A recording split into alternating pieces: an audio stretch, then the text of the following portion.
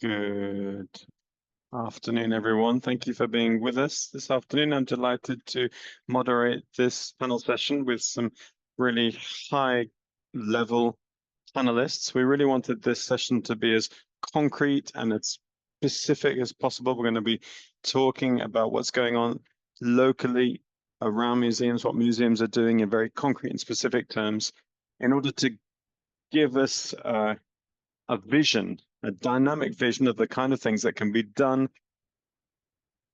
in museums and around the museums. I'm just going to let everyone introduce themselves. We'll just perhaps start with Jean-Sébastien Bélanger, who's in Montreal and who's following us remotely. Can you hear us well? Can you hear me? Yes, so I'm Jean-Sébastien Bélanger. It's a delight to be with you. I'm afraid I couldn't travel, but I'm delighted to be with you remotely. I have had a number of different roles within the Finance Museum in Montreal and over a 30-year period with Nathalie Bondil and others. And I took on a role in the National Theatre School of Canada, which is a bilingual school. And now, since for just over a bit more than a year, I've been directing philanthropy at the Old Brewery Mission, which is a very different role. So thank you very much for welcoming me today. Thank you very much. Hélène, over to you. So I am Hélène Jagot. I've got a microphone problem, so we'll just try. Perhaps need to change microphones.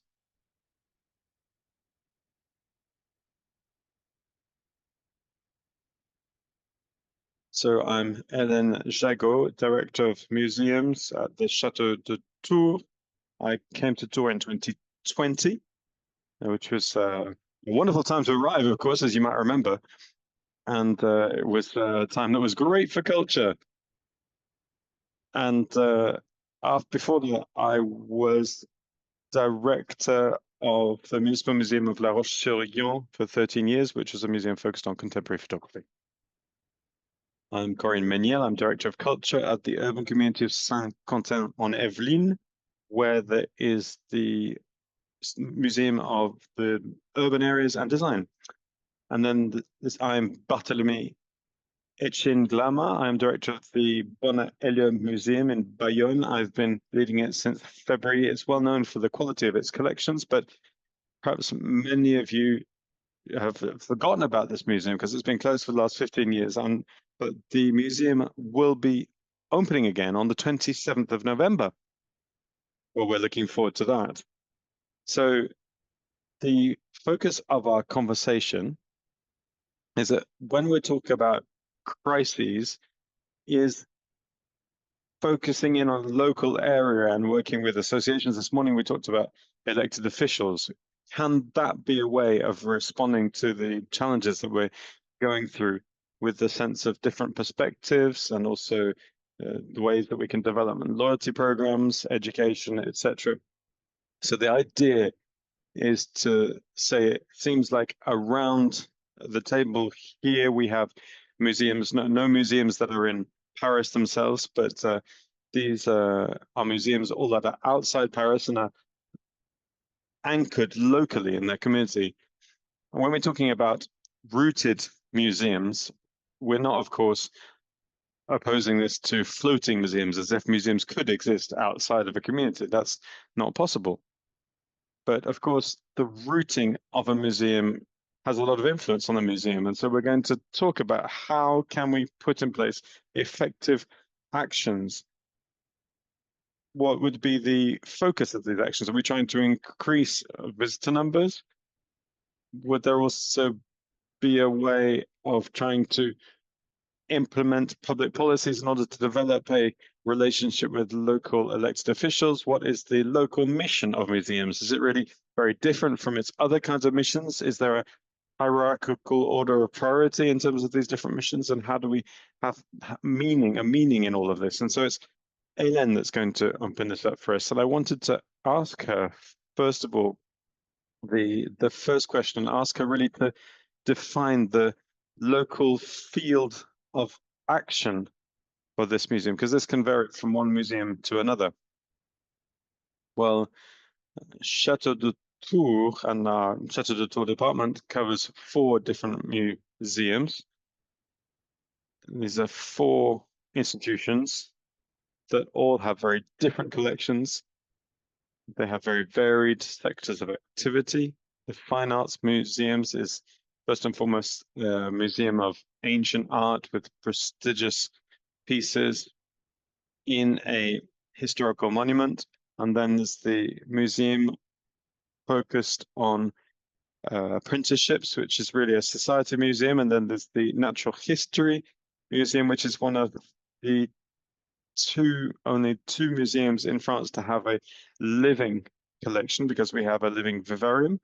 And then there is the other institution which presents contemporary art and also photography. And that's the Chateau de Tours. With these different institutions, these 4 institutions, it covers a whole number of segments in the population. So we are local museums in our city, but we have a local we're rooted locally in our wider metropolitan area, because we're the only museum institution in the metropolitan area, and the breadth of our collections gives us influence across the whole departemental level and also even the regional level in France, or even national level, because we have significant exhibitions that are put in place.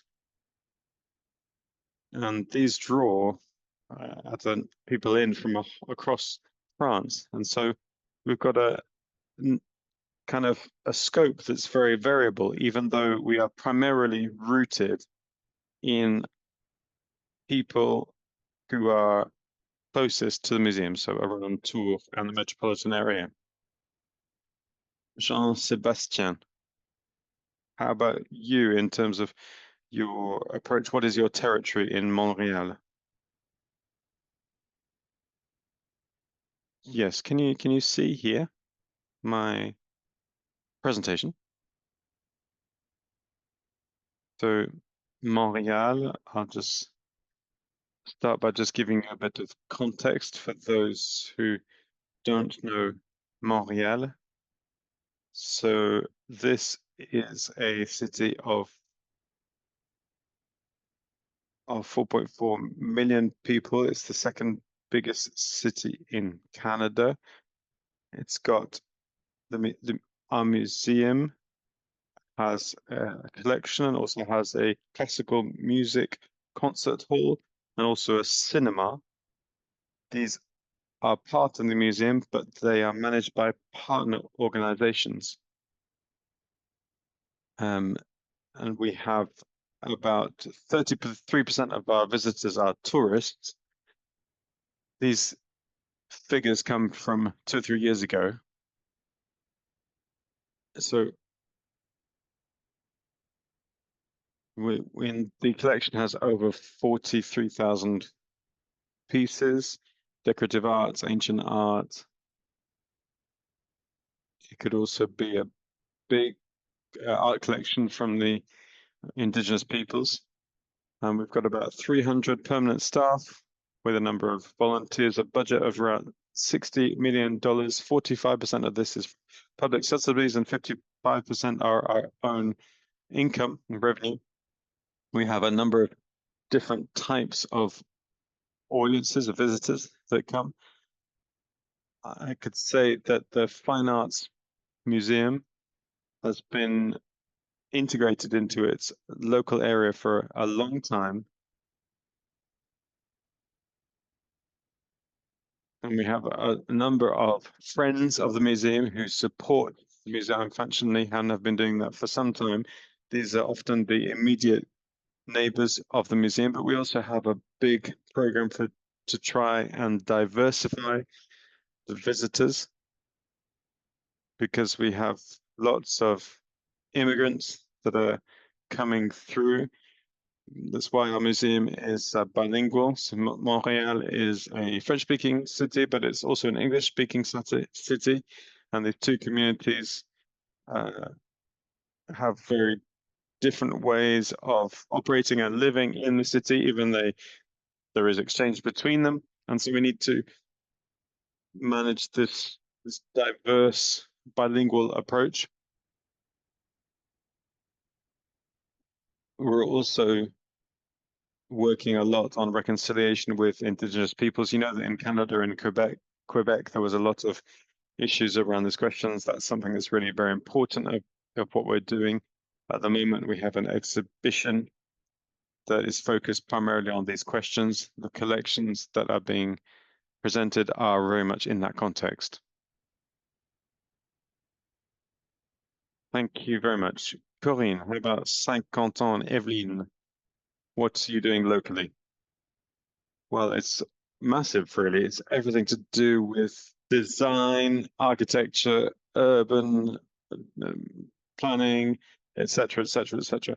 Yes, the museum is really rooted in, because it's rooted into our local areas. It's also an eco-museum, which at the time of the creation of the museum, the idea was to really maintain this local nature of the museum. And we wanted to also recount the architectural adventures as it was developed. It became a museum in around 2000, and the collections were first put together out of objects that covered the history of the town, first of all rural, and then railway objects, and then others, which means that we've connected into a design collection, which is really very prestigious, but is really connected into the lifestyle of the 60s, 70s, and 80s in this local area.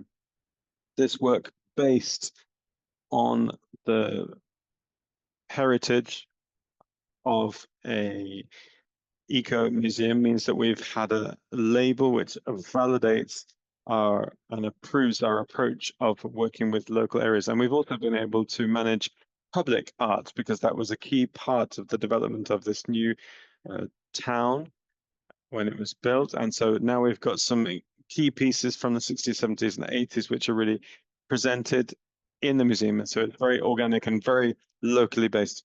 So where are these works based? So the best known piece is what we call the Eiffel Tower of Saint-Quentin. You can see this on the slide. Normally, that door to heaven of Saint-Quentin, and we've been able to repair this basin, and that for a long time there was no water, there was no lighting around this, so we've managed to put this in place, and we've managed to be able to do this. So this is not about the museum going out, but the works are already outside in the town, and these are pieces that you have responsibilities. And it's really interesting to hear about this label, the Art History Town label. Barthélémy, as I listened to what's just been said, and also the discussions this morning, I think that's something that's really very interesting to think about, which is this idea of territorial rooting. And in this idea, the idea of what territory are we talking about? Because we've heard about definitions of very different territories. And I think that's in particular interesting, because we know that our professions in museums have changed in recent years. But here we are facing the need to think about museums not as historians or curators or architects, but as geographers. And so it might be interesting just to think about what is the territory where my museum is operating. And if I look at my museum in Bayonne, I think I'm facing the same questions that have been raised in France and in Quebec. This is a municipal museum, and yet it's also in a district in Bayonne which has a very strong identity linked into the independent movement of the 1970s, which also corresponds to a fragmented territory which it needs to connect into. Bayonne is part of an agglomeration which covers a number of different towns, including Biarritz, and we're also on the Basque coast. If we expand the concentric circles and we go further out to the Basque coast, and then there's the French Basque region, and then the north and southern Basque country in France and in Spain, and then southwest France and Europe and the world, as we just keep building out in concentric circles. And so the question I really ask myself is, what is the territory of this museum? And perhaps I need to define that by the different audiences of the museum that belong to these different areas, and they have different expectations, which are not all the same. And perhaps if I could moderate this consideration by thinking about these concentric circles, and we realize very quickly at that point that the territory as a space doesn't link back into the territory as the population. So we have, for example, a very popular district which is very close to the museum, just 200 meters away. I come myself from a little village of 2,000 people, just 40 minutes outside Bayonne. So going to Bayonne is a journey, a significant journey. And then we in the Basque country, where there are some customs and approaches are working, really focused much on the coast. And there's all these different customs and habits in terms of these populations around the museum. Bayonne has not had a fine arts museum for 15 years, and here we are between Bordeaux, Toulouse, Castres, Bilbao. We're in an area where there are fairly few big fine arts museums. And so all of this leads us to think about the connection to be made between populations and territories, and the relevant scale to be working at. But then immediately that leads us to this question of routing, local routing. And we're asking ourselves, what territory are we needing to connect into, which leads us to think as geographers, but we perhaps could think about this also from the perspective of navigation, ship, seafaring, or other. And so, as we heard this morning, it's important not to be all things to all men. And I think it's really important to see that sometimes our limits prevent us from developing simultaneous and parallel approaches for all these different territories and populations. And so the choices that we make are to do with relevance. And I think we can see that in Montreal or Saint-Quentin or elsewhere. I think we need to think here, where we are now, where we are dropping anchor. This leads us to a specific work to focus in our area.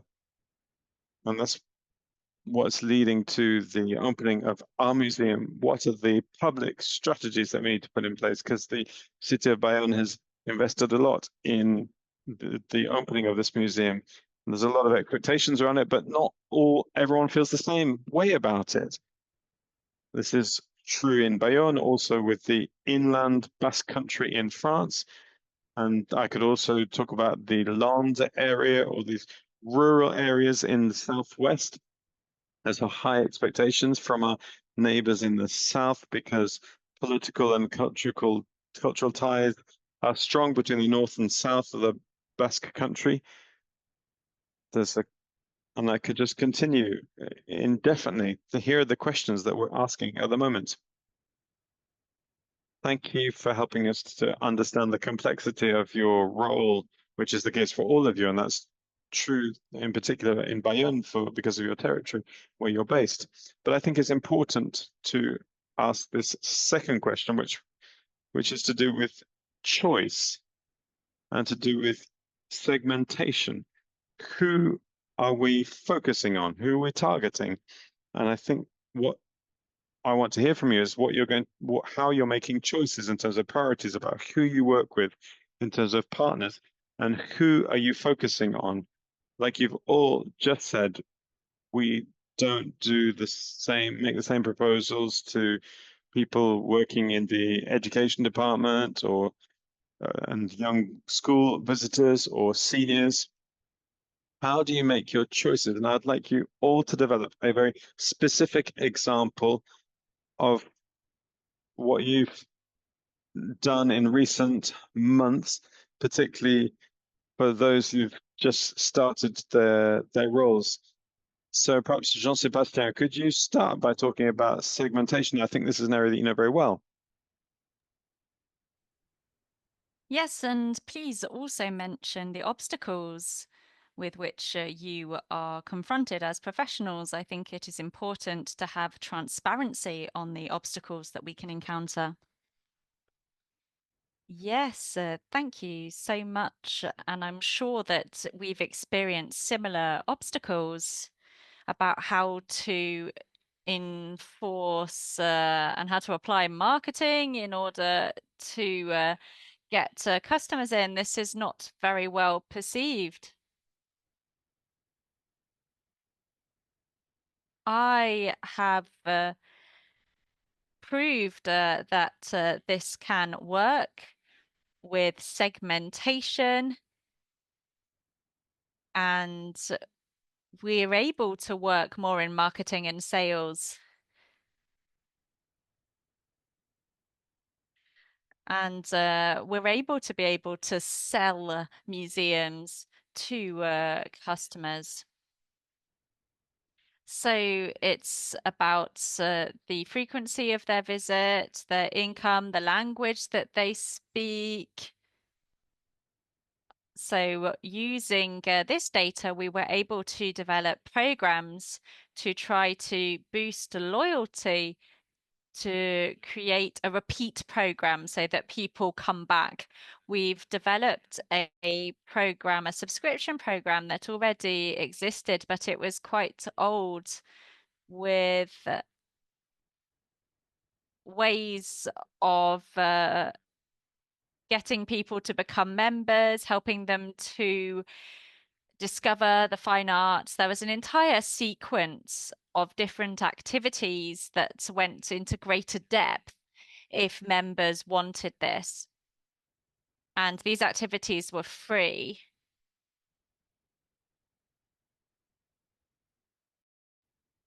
And this was possible thanks to gifts.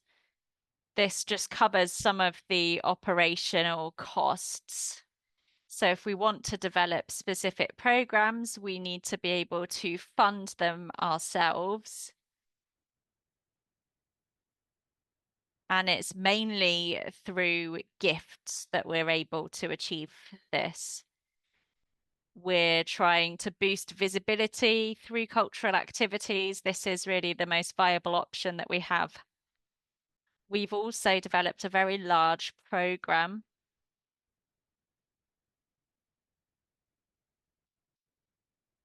and we wanted to build links between service. We needed to work with the conservation, communication, and other teams. So we had a lot of staff that we needed to liaise with. And over time, we've been able to smooth out our operations. We wanted to have the sort of museum where people could come, where it would just be really natural. And I said, yes, this would be great. But in reality, I don't think that this is what I have encountered in any case. Would you be able to tell us about some figures to do with visitor numbers with the subscription? If I'm not mistaken, I think you went beyond the visitor base that you had when you first opened. If we remove tourists, which is a different customer base, this is something completely separate. Members and their guests represent around 50% of visitors to the museum. Income from members goes well beyond that of the ticket office. Okay, so it's interesting to hear that your income is exceeding that of ticket sales in a membership and subscription services. So these people are coming back to your museum time and time again. This way of promoting the loyalty is very interesting. And this is something that we see in the English-speaking world that we don't necessarily see in France. Corinne, would you like to carry on now? Yes, we have 12 municipalities grouped together We have our center in Montigny-Brou. It's not far from here. We went past some signs for it on the way here today. So we are a group of small municipalities, and there's no single one that's larger than the others. Around 75% of our visitors came from the immediate vicinity. The decision was made last year. Until we could find a better venue, we didn't have a great venue. We were thinking about moving. So we wanted to do a season outside of the museum, working in collaboration with municipalities.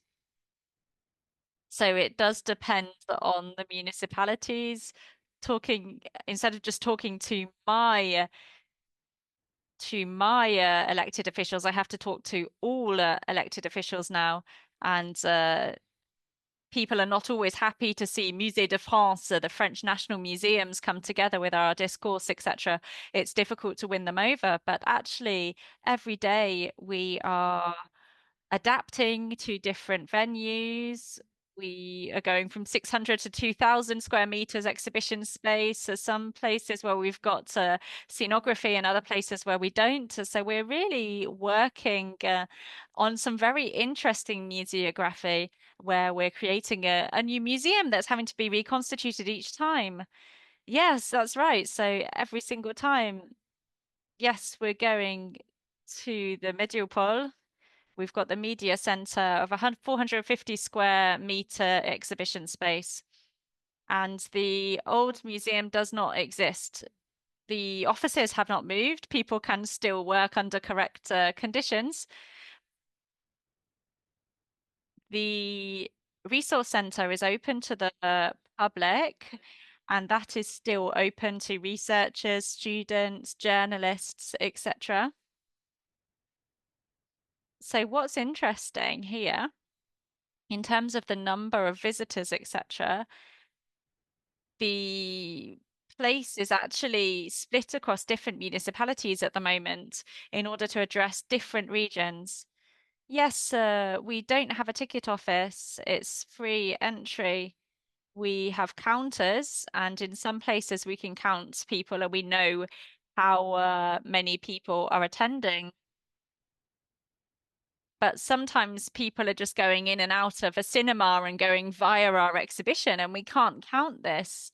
We can just tell the local authorities that we are here. Apart from school visitors, we don't actually count all of our visitors.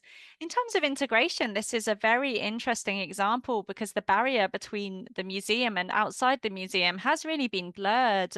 The work is fully integrated into the everyday life of the people. We do have a lot of work to do. We need to talk about how to best promote the works that we have. We really do have a lack of uniformity regarding the periods and the frames used, etc. So we're trying to think about what we can do for QR codes and virtual visits, etc., to try and move forward even further. This is under consideration at the moment.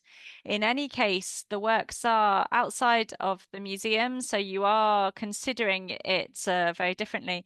It is outside, but there are no pedestrians in the area that I live. Everybody drives, which means that it's difficult. So people who are walking from one work to another, that's a completely different thing. Our topography is very complex, and historically it has been very based on cars. I think there are very few people where I am who uh, use use their cars. Some people even come by a horse, apparently on horseback. That's interesting. I've really got some great people around me. It is complex, and we do need to adapt to our territories. Barthélémy, how can we prioritize? We can't do everything. That's what we've understood. I want to talk about languages. And I'm going to go on a bit of a detour before I give you a concrete answer to your question. Museum as a discourse is a kind of established fact. We rarely ask the question, however, about the language of a museum, the language of a museum, how the museum articulates its discourse, or the languages that allow a museum to express itself.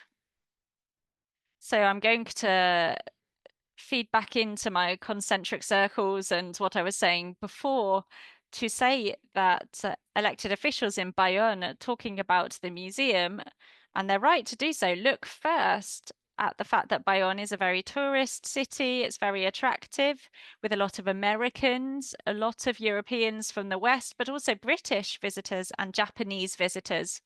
So it does seem natural for them that as well as French, there could be English speaking content so that we can increase visitors so that the tourists visiting Bayonne can also visit the museum. So we can say yes, but the kind of tourists that we have also include Spanish speakers that come for the day, and they're not necessarily counted in our tourist figures. And there's almost as many of them as the non-Spanish speaking visitors in order to send a signal of welcome and hospitality to these visitors who are coming very often. I think it would be worth asking ourselves whether we have Spanish within our museum. So English, Spanish, and French, that's three languages. We're in a very unique location here with its own identity, history, and its own language. The Basque language is also spoken, taught, and practiced in the area by around 1/3 of the population. The further we get from Bayonne, from the coast, the more we go inland, the more the use of this language increases. The further we get from Bayonne, the more we only have people that speak this language. We have an area called Soule, which is really within the Pyrenees Atlantic region. The proportion of population that only speaks Basque is very high. In this context, the use of this language should also be questioned. I'm not telling you anything new here, that the use of this language is very, very much a political issue and linked to elections. In the Basque Country, we have a very unique situation. There are several hundred Gascon speakers as well. So around 50 years ago, the mayor at the time thought that all of the road signs would be trilingual, Gascon, Basque, and French. So to come back to our museum, we have written mediation, oral mediation, scientific and cultural programs that work with these 5 languages constantly: French, English, Spanish, Basque, and Gascon. So I'm sure you can imagine that the cost is quite high of this, but also in terms of human resources, finding people to translate into French and Spanish is quite easy. In Euskara as well, in Basque language, it's okay because in our team we have some people that speak Basque. But if we've got to translate everything into Gascon as well, then it's really quite challenging. These are very concrete questions about manufacturing, translation, question of accessibility as well. We can't have a 1 meter by 1 meter sign with all of the languages on it. If we have to have 4 languages, other languages on there, it's going to take up more space. It's very interesting because this translates how a municipality here, Bayonne, looks politically and linguistically, sorry, at the local area and the role of the museum within it. The languages are not just linguistic. This is about public strategy. This is about where we need to be focusing on in order to be relevant. So this is an initial obstacle that we encounter. To continue with the written mediation, I would just like to close what I'm saying on this. I just wanted to come back to the museum language that we use alongside spoken languages. Another obstacle to museum access is how we understand and how we engage with a museum language. If we look at this from afar, And we can see between Saint-Quentin, Bayonne, Tours, Montreal, all of the cities represented here today. I'd say that there's a kind of common language. I don't know if I can call it universal language, but there is a community of people that are comfortable within these museums, and this is global. The people here today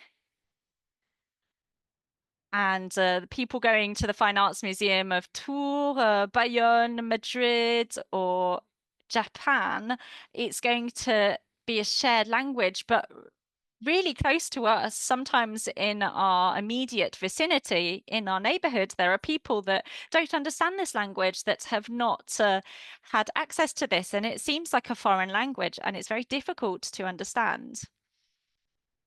Beyond the educational and cultural components, we were talking about that this morning. I wanted to give a concrete example. The question that I've been asking since I arrived was, how can I help those that live nearby 45 kilometers from Bayonne within Basque Country, that this museum is also theirs because it's the Museum of Basque Country. So we're trying to recruit a specialized cultural mediator at the moment in rural areas so that they can work every day within the Basque Country in order to do activities outside of the four walls of the museum, but also to build associative, cultural, sporting collaborations with people across this area, people that don't know this museum but would be interested in it. So the purpose of this recruitment is to create this link,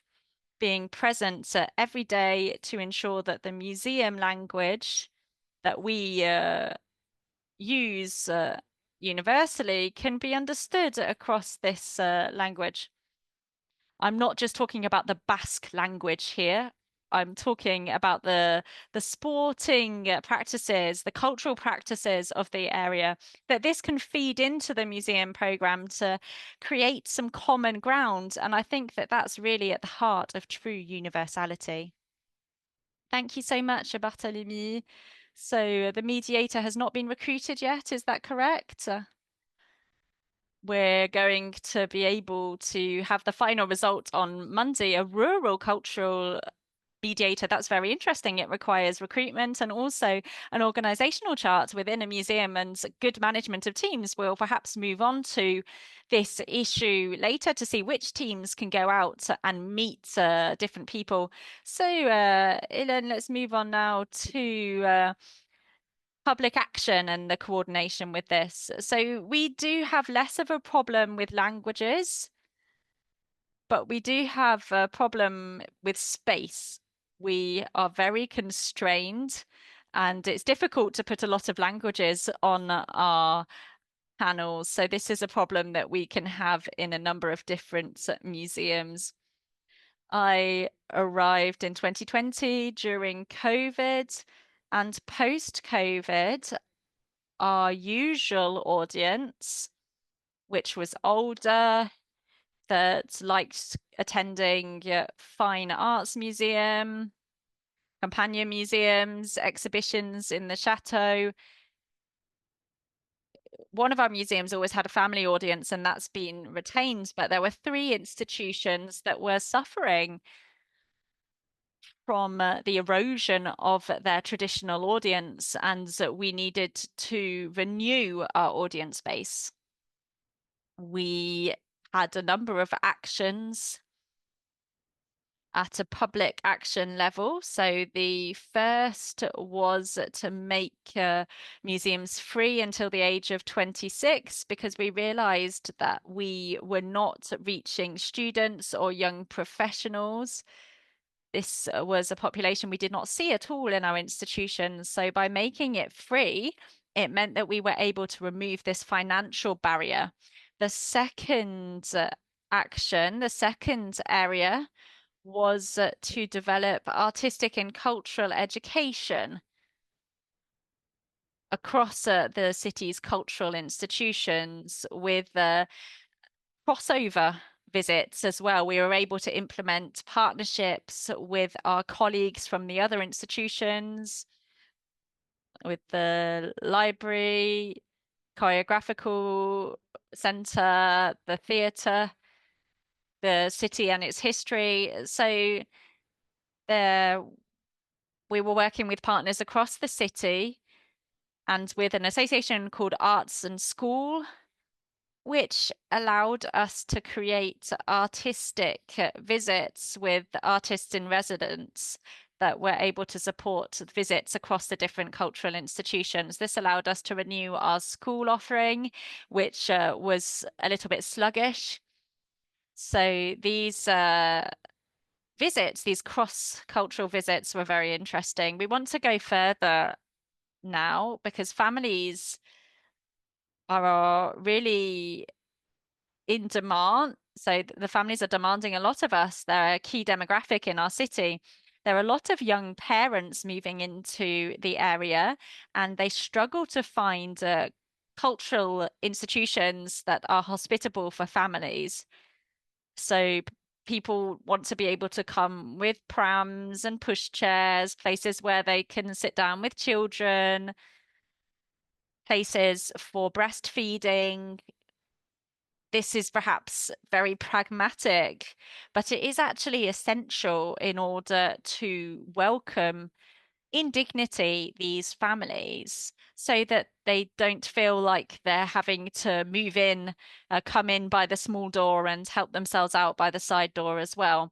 So we want to have the 3 month to 3 years age group targeted with specific exhibitions and workshops. This summer, the museum had an exhibition that was fully dedicated to young children. So this is a way of building significant links. We really believed that this momentum corresponded to our internal momentum with new teams as well. We had younger people working. Management also changed, and there were different societal expectations. This meant that we could then move on to other topics as well as family. We worked in collaboration with the LGBT community on a large festival in Tours in order to create the first queer visits in the collections of the fine arts, but also to look at matrimony and looking at women specifically within the permanent exhibitions and with temporary exhibitions as well. We looked at women from the Renaissance and Middle Ages in a specific exhibition. And this showed us that there really were expectations from members of the public in this part of the population. We had a lot of people that came to look at this topic linked to the history of women that were not regular visitors to the museum. This is a way of renewing our approaches and working with a younger audience. We have a Young Friends of the Museum membership now, where we're trying to push our relationships with the younger people. We're trying to have transmission between generations. As our dynamic president of the Friends of the Museum says to us regularly, we're not eternal. We need to be able to pass on the baton. I think that the dynamic we have at the moment is excellent. I think obstacles are always the same. These mediation actions require a lot of investment in terms of staff. We have mediation teams that are great, but we could have twice as many people and we would still find a way of not being able to do everything we want to do. So this really is an obstacle, and it's about employment. within a constrained financial environment for local authorities with high expectations from the public and from elected officials on this point as well. Could you give us an example of actions for under threes? Because I regularly hear this and we see this in the comments in Chambord when they say, oh, for people under 8, we wouldn't do this. It's big. There's not enough toilets. It's in a chateau. We're going to go to a big Swedish furniture seller because there's a ball pit and we can leave the kids there for a couple of hours. So there really is a difficulty in going to the Chateau of Chambord compared to going to other places. So on the second story of the monument, we have opened a children's area with cushions, carpet. There's no human mediation here because we don't have enough staff. And I think it's really interesting that you're working with under threes. What do you do with under threes at your museum? So they are supervised. It's either with nurseries or with preschools and their assistants, or we work with a mediator working with a sensory approach to collections. We're working on touch, smell, sound, working with play as well. And this is done outside of the museum as well. We have a partnership with nurseries in the city. Representatives of the Fine Arts Museum go into nurseries with an events program. The idea is that these children can familiarize themselves with the works. So Olivier Dubray's large paintings are laid out flat and children can touch them. These are reproductions, of course, and it's very interesting to engage with works in this way. We work with games in nurseries, and then the nurseries actually take the older children to museums for visits. We're trying to diversify our offering at the moment and trying to develop an offering for no mediators, and it's quite difficult for the younger ones. We've not achieved that yet.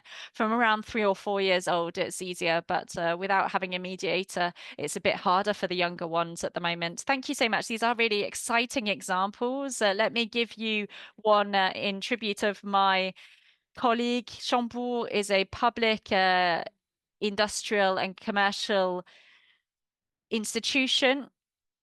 So it's subject to the law on rural development. One of our missions is therefore to work on supporting the rural development. We're 20 kilometers away from Quiberon, which is our nearest town. The culture team a few years ago that also works with the education and social sector, they had Chambord and you, Chambord and us, it became in the end, because local residents really got on board with this. We wanted to collect archive photos of life in Chambord. This was in partnership with the community of municipalities. And each municipality had a meeting with the collection of photos. They brought their negatives and their old photos so that we could create a collection of personal photos. There were real treasures that were found in this photography collection of people across the area. There was a moving exhibition within the different municipalities, and then a dedicated catalogue with an exhibition centrally as well. And I think this was a really interesting example. Local residents were very involved and really touched in terms of ownership as well, to see famous photographs alongside their own photographs of weddings, someone learning to ride a bike for the first time. There are some films as well, and this really has enriched Chambord's collections. This was a very striking example, and the evolution from Chambord and you to Chambord and us as well really reflects the change in policy. What some places like this that have a strong international recognition, over 35% of international visitors. I heard many years ago when I arrived is that you're doing something for the Chinese, but there's never anything for us. We live here. We come here for a walk, we take a photo, and we don't bother going inside. There's nothing for us. You're doing everything for the Americans and the Chinese, but for the residents, you don't care about us. So this is something that was worked on by the Chambord team over the past 10 years. And I do believe that this has been very successful in terms of local recognition and ownership of the place. As people say, this is my chateau. And when people come, they want to go into the door now. They want to enter in. As Jean-Sébastien was saying, we want to have a loyalty now with subscription and membership programs that are really dedicated. We had one originally, but we want one that's dedicated at reduced prices for to 5, 6, 7 people if they want to come with friends at the weekend. This would be for local residents. We want to work on a very adapted membership program for those that live close to Chambord, as this really is the most important, as they come with a lot of other people as well. So this is a great transition into the third question that I wanted to ask you. And this is about how attractive we are. And I think it's very interesting to see that the policies in place for you and for the colleagues in the room are often little known. There's a large amount of know-how. And I think it's difficult to communicate and promote actions that you're doing. These are detailed actions with different scales. And sometimes there's just one page in the company reports, sometimes a couple of pages on the website, but it's not well known. So my first question is about the notion of promotion. And more broadly, I would like to know if your museum is a factor driving attractiveness in the region. Do you see the museum as a way of promoting your local area in itself? And what actions do you intend to develop to continue this further? There is strong involvement with elected officials across the field in which you're working. We're not always working with the same stakeholders, as we said. How can we go further? What would you like to implement in the future that you've not yet implemented today? Jean-Sébastien, could you give us some ideas? You have an external viewpoint on what we need to be doing in order to go further.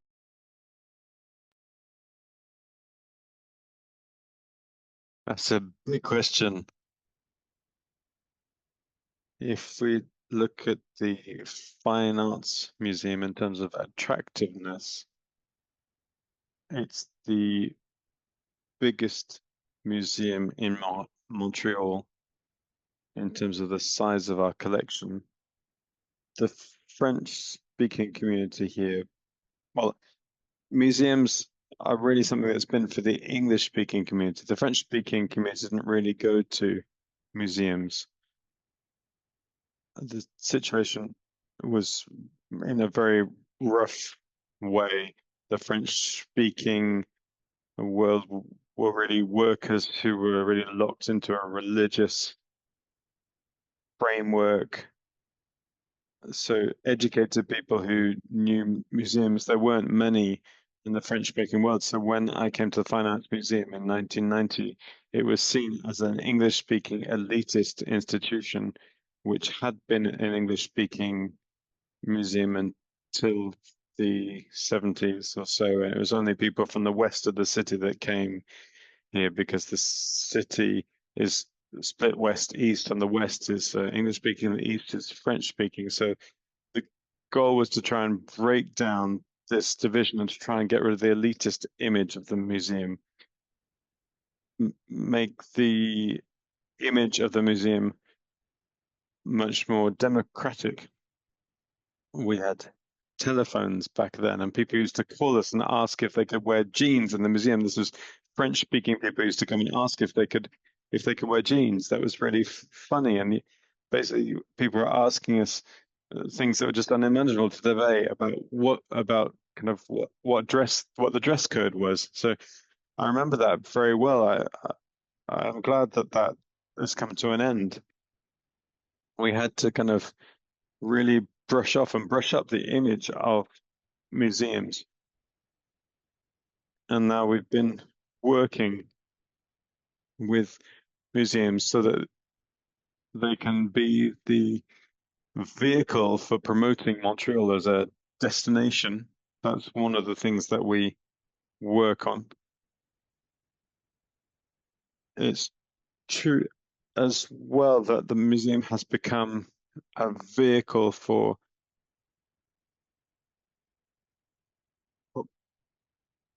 the popularization, and it can be used for amusement, entertainment, for education, and also for medical support.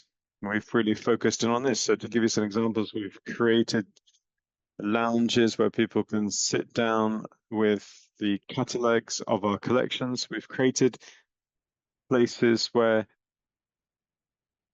you can really take ownership physically of your museum. We've tried lots of different things. Some have worked, some haven't worked. We've had applications, we've had worked on the circulation around the museum. It's a big complex in the heart of the museum. If you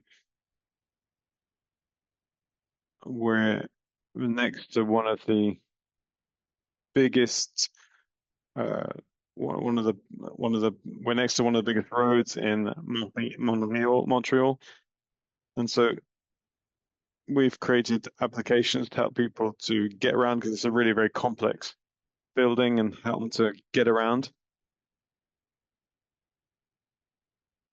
And then there is a new trend among many museums, which is to open up to local communities. In Quebec, the French language is almost a religion, so we have to speak French first. We have legally binding conditions. We have to work in French, but we put some collections associated with different technical communities, and we promote these, and we try to develop new visitors or people who are around the museum so that they can really take ownership of the museum, a little bit like the French-speaking community did a few decades ago. So I could continue talking about all this. We've tested many different things. There's another issue around mobility because the museum is in the center of the city. There's no parking. It's difficult to access. In Chambord, you have a challenge of access because you're outside and you're in a rural area, but for us, it's because we're in the city center, there's no parking. People have to come in public transport. So we've put in place partnerships with the public transport system and also the ride sharing systems or bike sharing systems. And so there's a whole number of ways that we have to adapt, and we have to adapt and be very flexible. Thank you, Jean-Sébastien. Corinne, is being rooted locally important in terms of talking with local elected officials? Does that link into budgetary questions for refreshing your teams? Is everything that you do with the local territories, is this something that you really look at, and can it make arguments for the future? Well, I'm going to give you a bit of a depressing answer at the beginning. I think this working outside the walls of the museum is very important to help elected officials discover and rediscover the museum. So it's education, not just with children, it's people sense that they're not really responsible for this infrastructure, which was built 40 years ago or so. It doesn't seem very important interest now, but really, I have no worries about the pertinence of our museum and of our approach. In our collections, we have subjects and tools which are going to be key for the years to come. When we were preparing this event, we talked about the fact that we recruited a new curator in July, and she came and she said, well, all this plastic from the 60s and 70s, this is the archives of the Anthropocene. And it's true that we've been doing design collections for years and years, and we've got a whole history of consumption and production, which are at that really the heart of many of our problems today. And we could really tell the story of that with our collections. We have also been talking about architectural and urban utopias from the 60s and 70s, but forgetting that when we talk to adolescents who are 16, 17, 18 years old, they don't always like where they're living. And sometimes these utopias have not worked out. And so it's good to talk about these utopias and how they've sometimes failed and what we can do to improve the place we live. And so it's open to think about this kind of social approach that can give a sense of pride for local people in where they live, which could only convince elected officials as the next elections come up. Yes, I think what was Hélène was saying about the continuity between museums, daily life,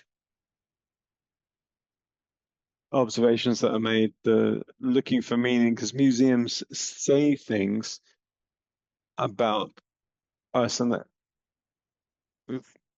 when there's this continuity, what we want is the local people to become the allies of museums, so they really see its pertinence in the same way that they see it for a local basketball club. Yes, we need to bring our superiors into what we're doing so that they can see what's been happening in the background, so that the work that we present, that they can see what's happening in the background, and the need for us to be able to do the restoration work, to be able to store goods, and so just to see the value of what we're doing in the background that isn't presented, the whole back office that makes it possible to do our exhibitions. Yes, we've got to continue to educate people. Yes, there's a constant work to do in educating our elected officials. But it's true, there's also work to be done in our local territories, because sometimes there is when a museum becomes a space for life. We talked about this morning, we talked about these lounge areas that we had. We had no benches in Chambord where we could actually sit and look at monuments. But when we create a place for people to come and to come back on a daily basis, that's really important. In all our incredible dreams about a future place that we might have, the idea is that we're going to have a mixed use in a place like where we are. We're not going to be able to build a building that's just for us. That would be really kind of not relevant and obsolete. And in fact, we're not going to just create a building out of nothing. We need to connect into what's going on in the city. Hélène, perhaps you want to respond to what's been said?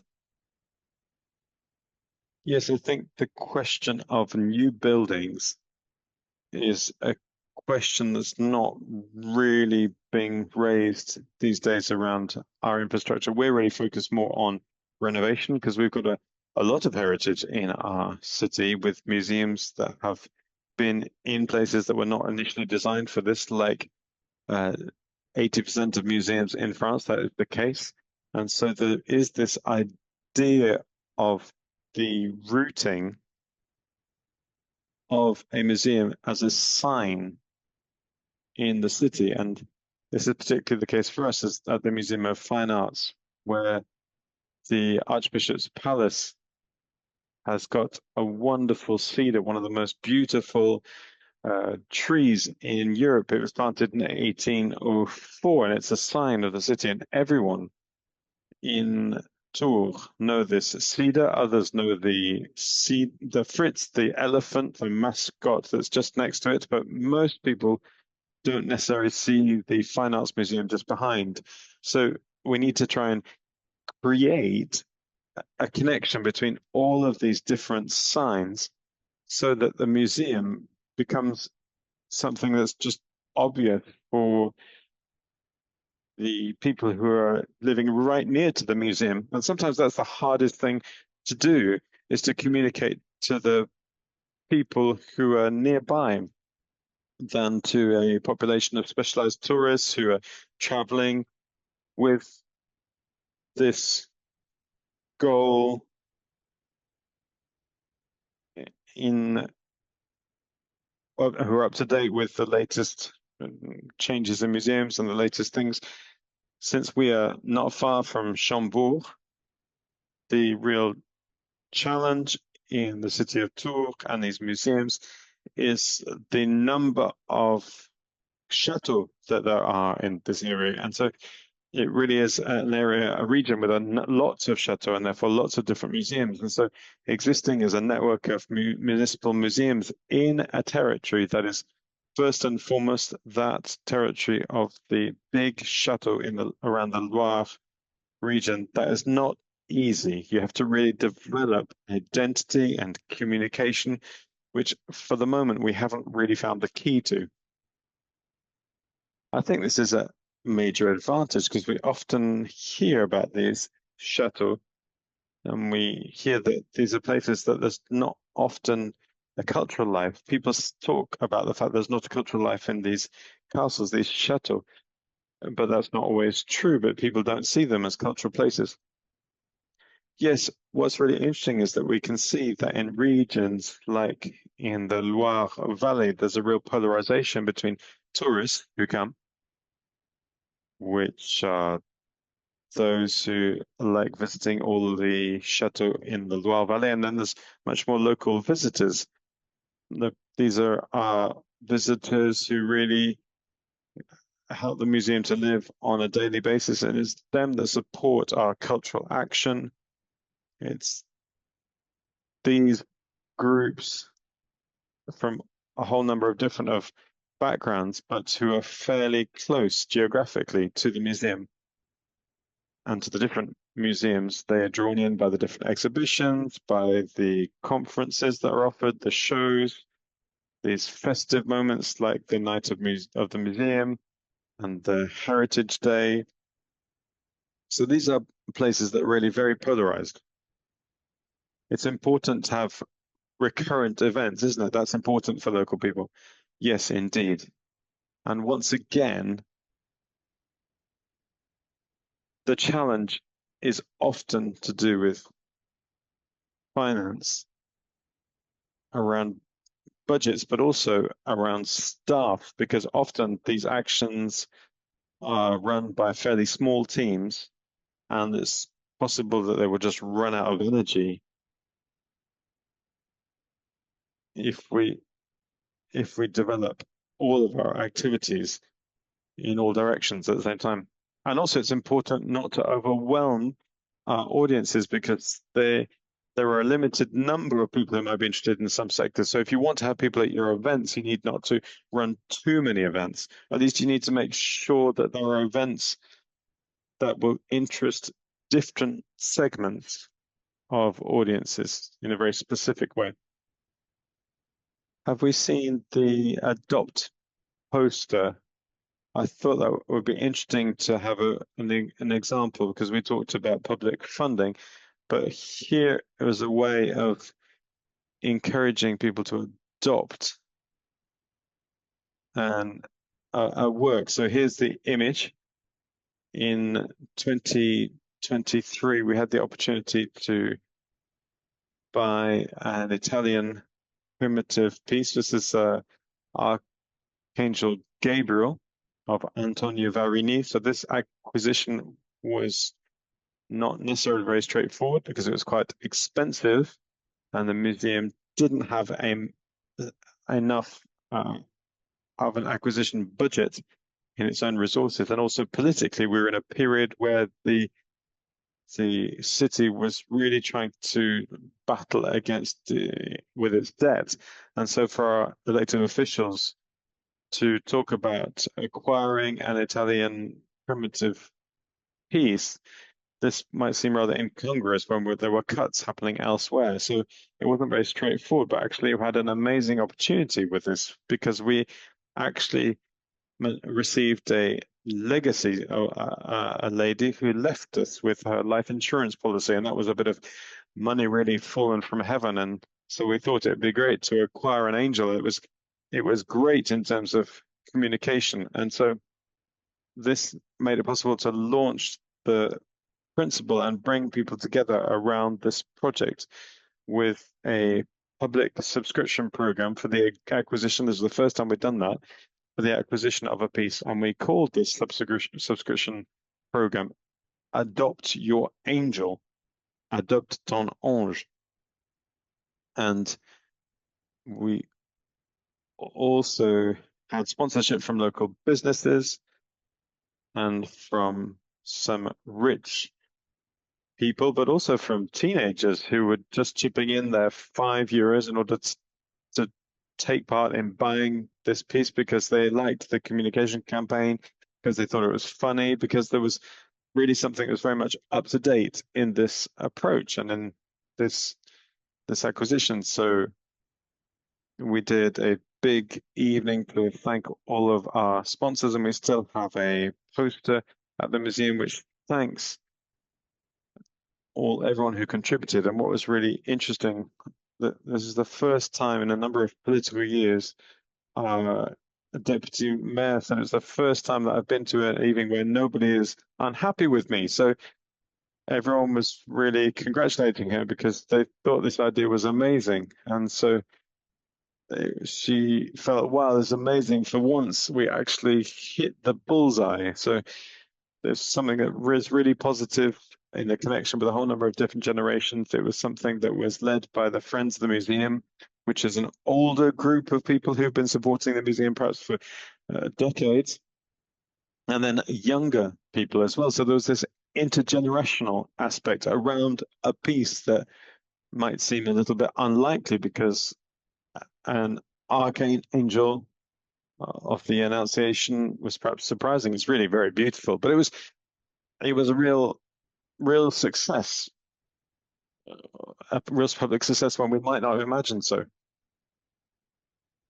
So everyone was involved at that level. That's a really very interesting example. Barthélémy.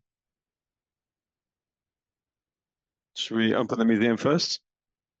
Yes, definitely we should open the museum first. But when we talk about the capacity of an institution to carry the attractiveness of its territory, I'm thinking immediately about the event in Bilbao, and people talk to me about this because the opening of this institution in Bilbao really had an incredible territorial impact, and we can still feel its impact today.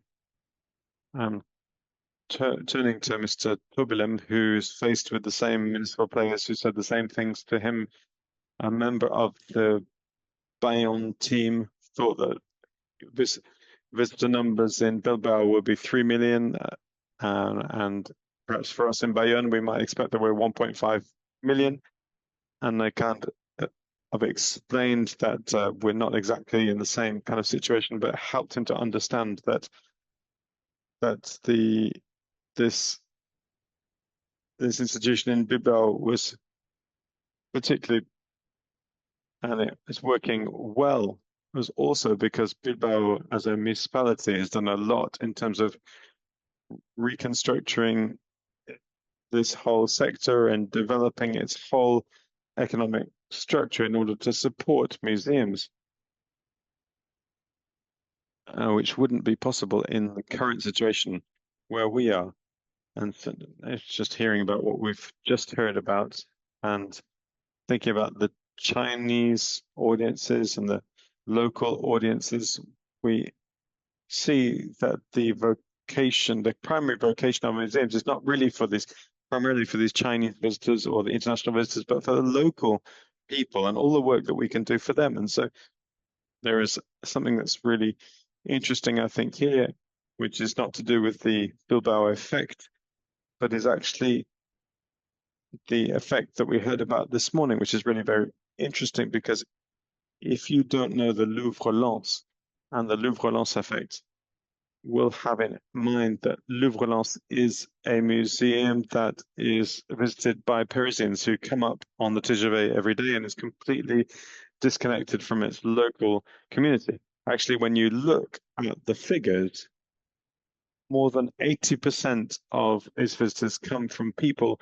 in the local mining area. And so it really is a territorial museum located in its area. And so they have a lot of resources in terms of cultural outreach, of which we're very envious, which make it possible at a daily level to work on universalizing the museum in an area where this might not be necessarily the most obvious focus, but it has not made it a tourist destination, but it has made it a museum of its local inhabitants. And the director of this area says that she felt she was welcomed by the local residents. And I think this is this question of universality is a bit around all of our discussions.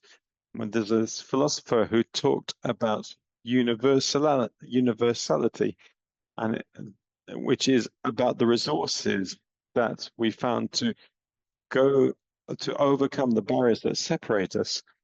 And so what we're trying to do is translate the language of museums into other languages of daily life. And when Jean-Sébastien says that people are asking whether they can come in jeans to museums or not, it's clear that the language of museums is not clear. It has to be translation. This is the same for our focus on younger people or children, or when we have crowdfunding approaches. And I think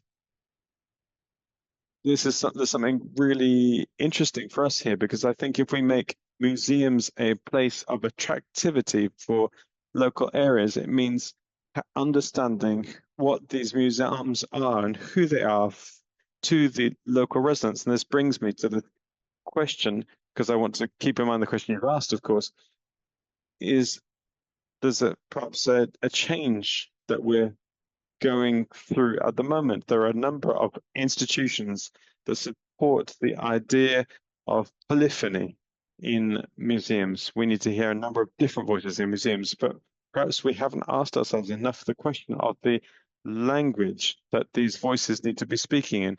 In reality, these polyphonic voices in music, performing arts, contemporary creation, perhaps all of this is based around a common language which remains closed to the majority. So perhaps we need actually to have a polysemic approach, so that where the art historian or the curator is no longer the only legitimate perspective,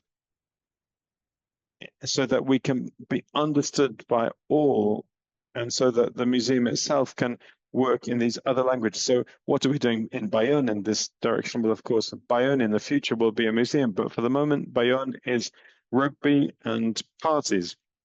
So how are we going to take museums to the heart of the festivals of Bayonne and to the heart of rugby? Well, a very clear example in terms of the festivals on the 9th, 10th and 11th of July 2026, if you're interested, will be a real moment of festivity in Bayonne.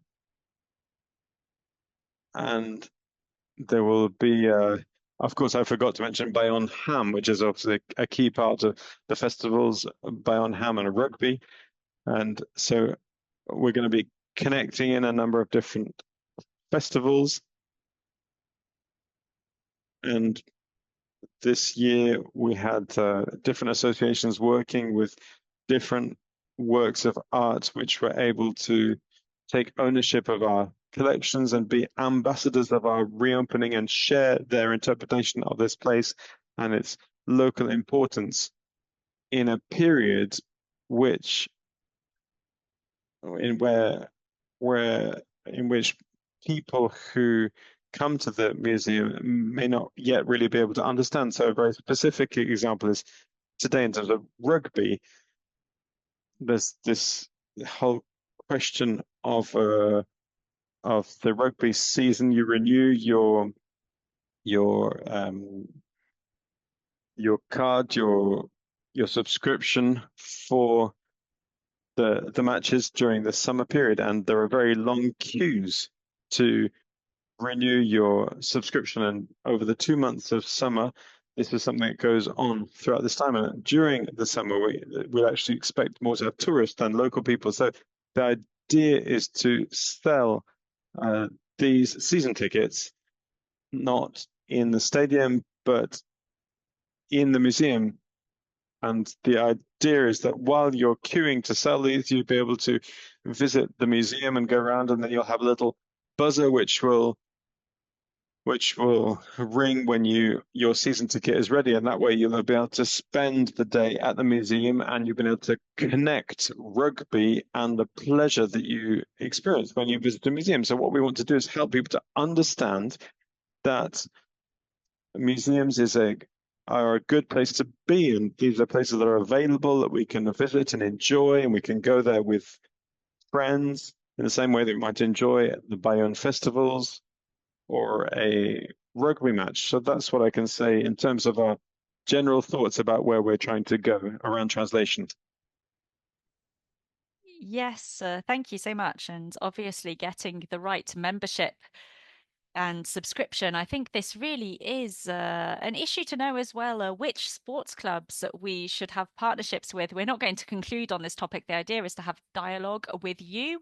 We want you to be able to ask questions to the people around you. I would like to thank all of you because you have great expertise, but also a really fresh perspective. And I learned so much, and it has been delightful to do this panel discussion with you.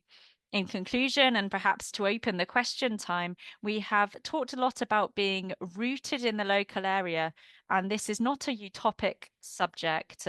We see this every day, and I would love to give the opportunity for people to ask questions, because as we were talking about what museums should be, about whether it's about geography, and it's about what's just happening outside our doors, really, by bringing people into our institutions.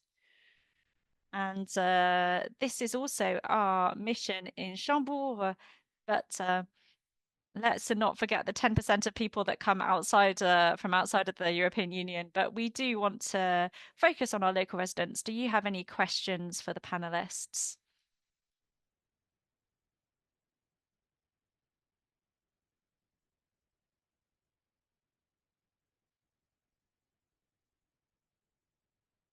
Yes, hello. I represent a sponsorship company, and I would like to give you an example that should inspire some of you.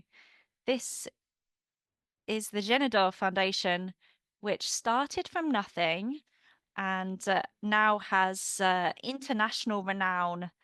One of my sons lives in Switzerland.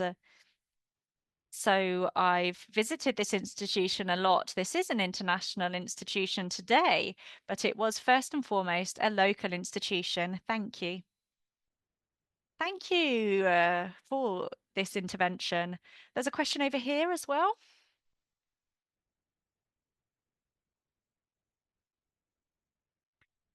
Good afternoon. Thank you very much. I work in the Centre Pompidou, and I work in Jersey City with the new site open there. The local rootedness is a very important issue for me. And my question is very simple. What are the resources and tools that you use, both you and your teams, in order to understand your public, to meet with them, and to understand their needs, to avoid being prejudiced or biased? And how have you handled this in your experience? Thank you very much. I'll say something and then it will give you the opportunity to think about what you're going to say to respond. In Chambord, we have a very simple paper questionnaire. It takes a bit of time. We work with a small sample of the population. We're not going to be able to work with very large samples. In terms of quality, it gives us some precise details, working with real locals that come to see the monument. The questionnaire is very basic, And then there's discussions with the community of municipalities, all of the different nonprofit associations, which gives us a relatively clear vision of what's expected. In Chambord, we are going to need to have a greater assessments in greater depth. I don't know who attends the museums. We know that under 26s can now enter our museum free of charge, but it is difficult to get young people in. Yes, for us, the study of our public, but also people that do not come to our institutions is something that's very useful to refine our policy, particularly for renewal of the scientific and cultural program of institutions. Overall, this is something we've identified across all municipalities around the city of Tours. It's difficult because the approach is not going to be the same for each institution. We sometimes have a bit of crossover between visitors where we create partnerships. Our knowledge is through the ticket office sales. That's quite basic, but then we also work with local associations that allow us to go into greater depth in order to identify the needs of our public, but it is too fragmented for the moment. I think this is really an essential question because beyond what we have, these questionnaires, feedback, etc., something that is essential that I think is key within museum teams is to be local. This is important, obviously, but to practice within the local area, to be yourself when we're doing a museum, to be yourself, working as closely as possible, to really be a part of the local community and associations, to be in constant exchange.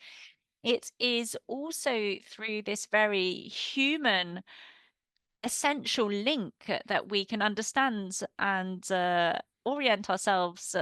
We've not spoken about temporary exhibitions, finding the subjects and topics that are going to resonate with the expectations and interests of those living near the museum. It's not always easy, especially when we come from far away. Sometimes we are not a native from the area in which we're working. We need to learn about it. We've been talking about temporary exhibitions, and I wanted to talk about the Geneda Foundation that you mentioned, which really is quite striking. For those of you who have had the experience to go to Martigny, I really would recommend it. It's not always easy, it's quite far and it's quite difficult to access, but the balance of local and international visitors really is impressive. And I think it's through the temporary exhibition policy that's found the right tone. It's not something that's going to alienate the locals. I think temporary exhibitions are not always systematically designed on the basis of local residents having programs suited to those living nearby. It's quite delicate, particularly if the local exhibition needs to speak to locals, to Parisians, and 10% of people coming from the EU. This is a really difficult balance to strike. So we've been able to understand who our audience is. I think 35-year-olds with children who are working full time and tired in the evening are people that we're not able to strike. We've talked about being rooted. That's also sponsorship. We have 7,000 businesses in our area. We have a lot of people working, a lot of young professionals. We have a large workforce in the region. We're trying to diversify our income through sponsorship, but this is also a way of building bridges with locals who are working in the area, even if they don't live there, because we have more people working than living there. Yes, the question of diversification of income is very interesting. We did talk about it this morning, but it's great to hear about it. We've not been talking about companies this afternoon, and I think that this does play a very important role for visitors. This year, we're launching a pilot artistic residency in company. So this is a partnership with businesses. So they're paying for artists to be in their offices, and this is hopefully an opportunity to move towards other partnerships in the cultural realm. Yes, I agree with you on this question of businesses as a way of conquering new visitor bases. We're trying to develop sponsorship, and we can see that often corporate leaders don't have the time. This is a way for us to communicate with their employees as well. Sometimes they don't necessarily live in the local area. They don't have the time to come back at the weekend. Building these bridges is an opportunity to communicate about our actions as well. Let me tell you what we're doing at Chambord. It's interesting for businesses and monuments and museums. With local sponsors, there is a subscription given to all employees within an insurance company or a local company that's sponsoring us. This means that all employees can come with their families for an entire year as their company is funding a program. They can be invited to the different exhibitions throughout the year. So they are invited alongside the corporate sponsor. The boss can choose who's coming. They can sometimes have dinners with clients. That's a traditional counterpart that we have. But sometimes we can have easy to implement schemes like this one, and it can be great to boost local interest in the museum. I had a question. I think it's more a comment, and it's aligned with what our Montreal colleague said. It's about being attractive. When we look at the Guggenheim Museum, Chateau de la Loire, Chambord, if we're not these institutions, is there going to need to be a sudden moment where people see the light and want to come to our museums? I don't think so, personally. I think this feeds into being rooted in the local area as well. I think we need to be building relationships and offerings across the area with different stakeholders, trying to build a fabric across the area so that we can reach people from outside as well while being positioned within the local area, where the locals have their role to play with their strengths and characteristics, particularly their ability to propose narratives. And local narratives are very interesting for the local population. Some people might go to a museum or go to a monument, go see a performance. That's more the tourist side of it. I think we need to work on this, on the connections that can be built and the collective offer that could be built in order to have a local narrative for those coming from elsewhere, but also for those living in our areas and our regions. I agree with you. It's always surprised me when there's a living performance venue, all residents go, but when there's a museum or a monument, the most important is for people from external areas would attend. This is something that I've seen in terms of strategy. In the Eco Museum around 10 years ago, our desire was to develop for iconic pieces to build a large city of design like in Saint-Etienne. This dream of elected officials has changed now, and we don't want it to bring tourists into the suburbs of Paris, but we want residents within that area to know the museum and go to the museum. Being an attractive museum is not just about tourists. I live in the outskirts of Paris. The elected officials want all of the engineers working in their local area stop living in Versailles and move to our area. The cultural offering of our area is therefore very important. This is a way of attracting new residents in an area as well. Before handing over to Jean-Sébastien, I just want to give an example about the Loir-et-Cher Departmental Council that did a study saying that 33% of people moving to the department had visited two cultural infrastructures before moving to the place. So the cultural offering really can encourage people to move into a region. That's very interesting. Jean-Sébastien, we're forgetting you because you're located behind us. No worries. Thank you. I just wanted to come back to the previous question, which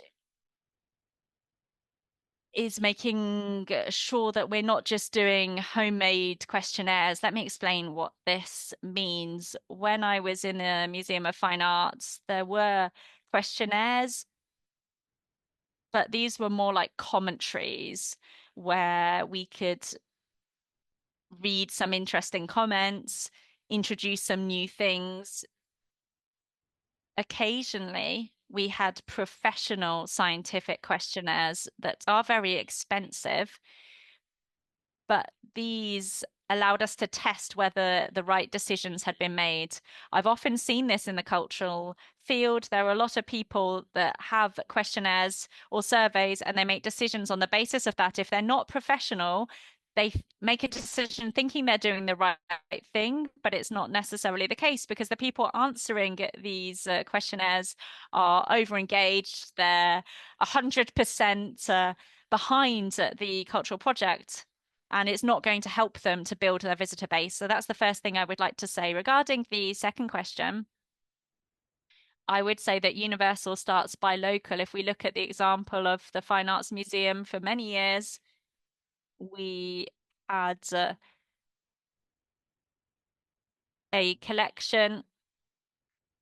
I think Nathalie Vincent is in the room today. We had a French expert come in to help us. I think that having a regional impact and focus can be very important. We're trying to work with more First Nations people here in Canada. That's the context that we are in with our Indigenous people groups. Even for the Museum of Fine Arts, Canadian art is promoted. They are the kinds of exhibitions that raise a lot more interest. In Montreal, this is a way of generating attractiveness.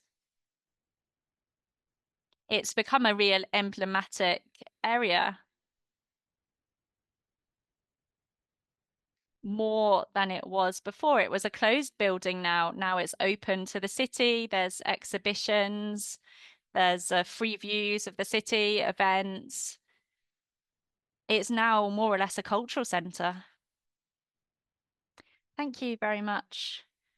Thank you. Unfortunately, we're not going to have time for any further questions. Thank you so much to all of you. Thank you, Cécilie. Thank you for all of the participants in this roundtable panel discussion. We're going to move straight into our final roundtable panel discussion of the day. Writing new shared narratives with Mr. Louis-Samuel Berger, who will be moderating this session. And I would like to call the various panelists up to the stage now.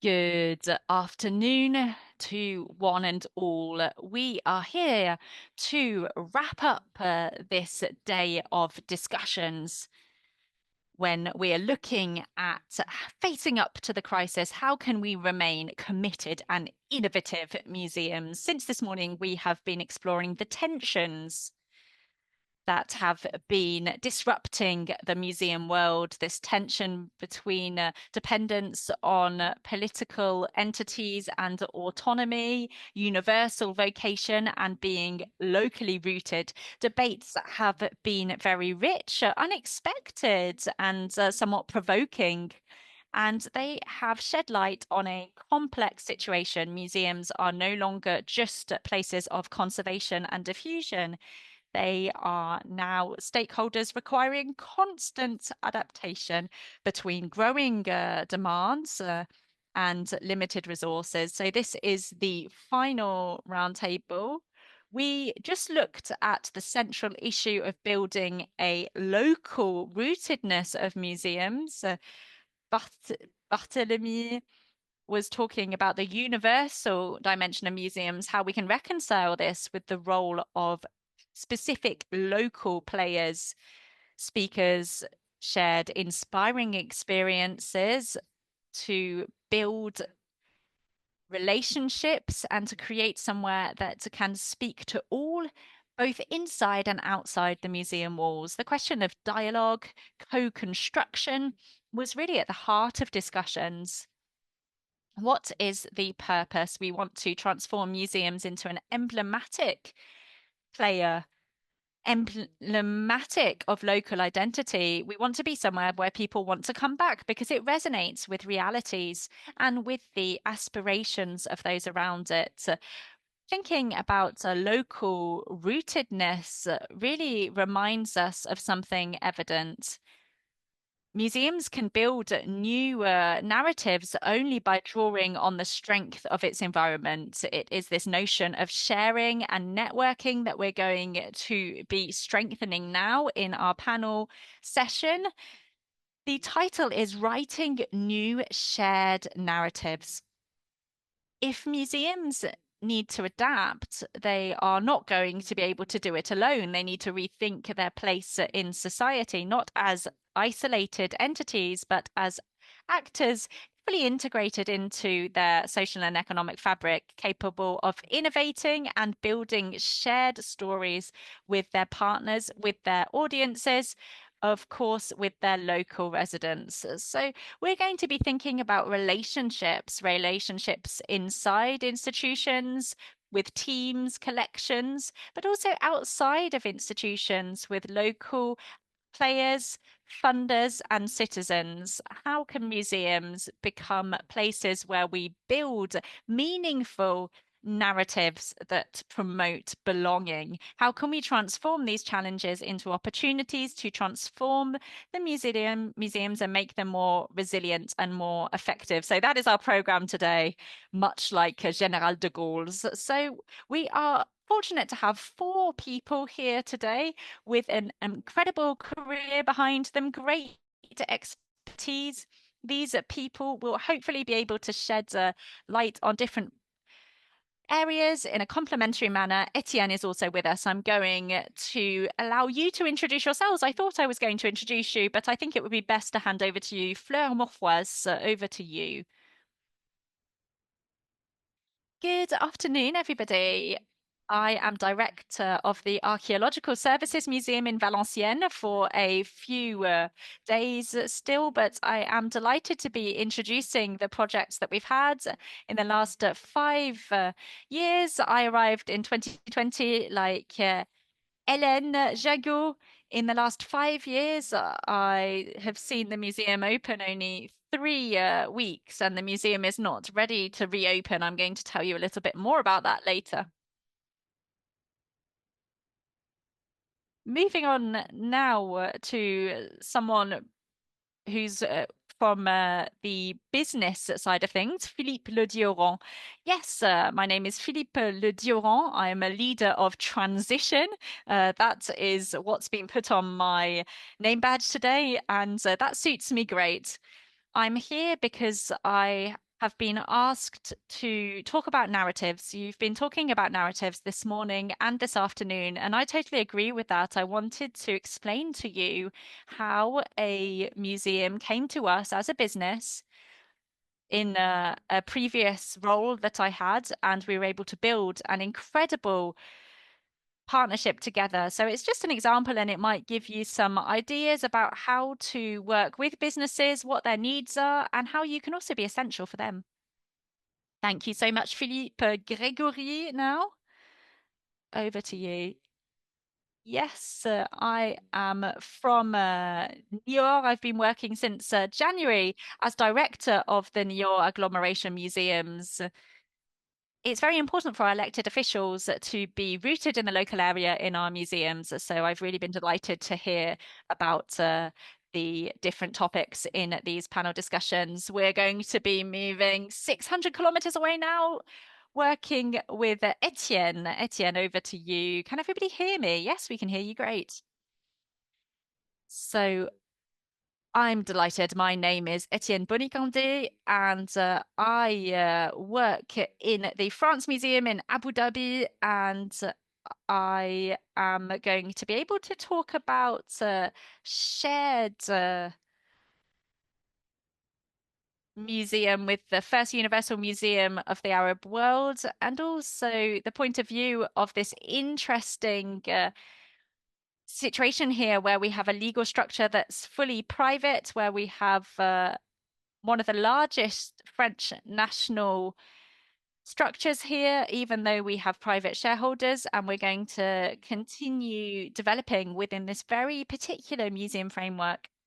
Thank you so much, Etienne. You are working in the Louvre in Abu Dhabi, which is the largest cultural project of France overseas. We are very lucky to have you here today. So let's start with Fleur. How can we build shared narrative when the fine arts moved from municipal ownership to a community inter-municipal ownership? You needed to work on a new shared story. In your experience, how did you develop this new narrative, a narrative for teams, but also for participants and local residents? Yes, our transfer from the city to Valenciennes metropolitan area required a lot of construction works. You can see some photos here. You can see how our works were stored and transported. In early 2021, the building was impacted by a lot of building problems, condensation on the walls, and a number of other issues. We had to take down all of the works. The phenomenon was long-standing, but it had been swept under the carpet somewhat. I'd only been there for a few months. The museum had been closed. I spent a lot of time in the rooms to see how the collections were doing, how the building was doing. There was a building survey.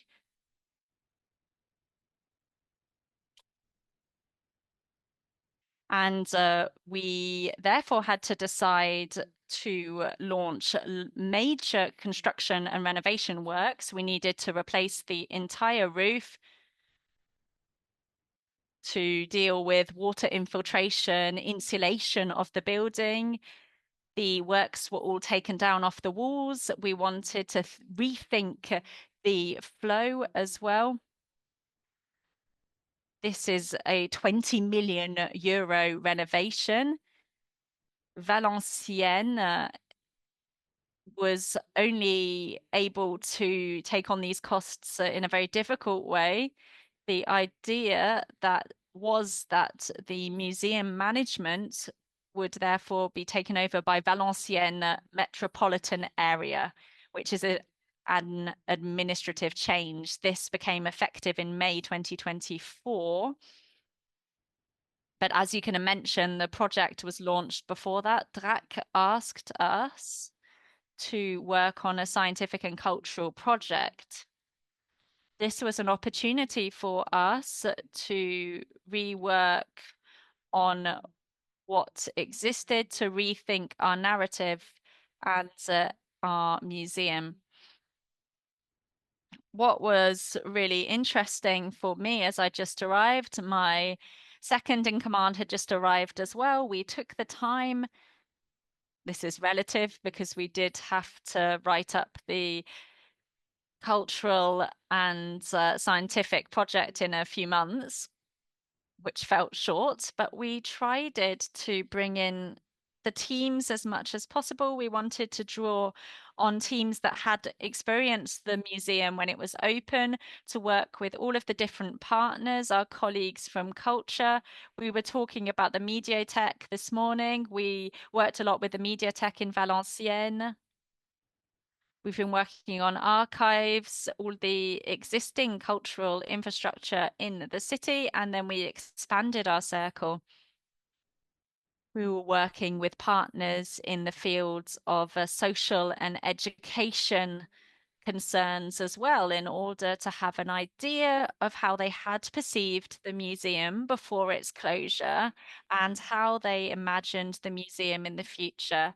This allowed us to come to a number of conclusions. What we have seen since this morning is that we needed to have a strong identity.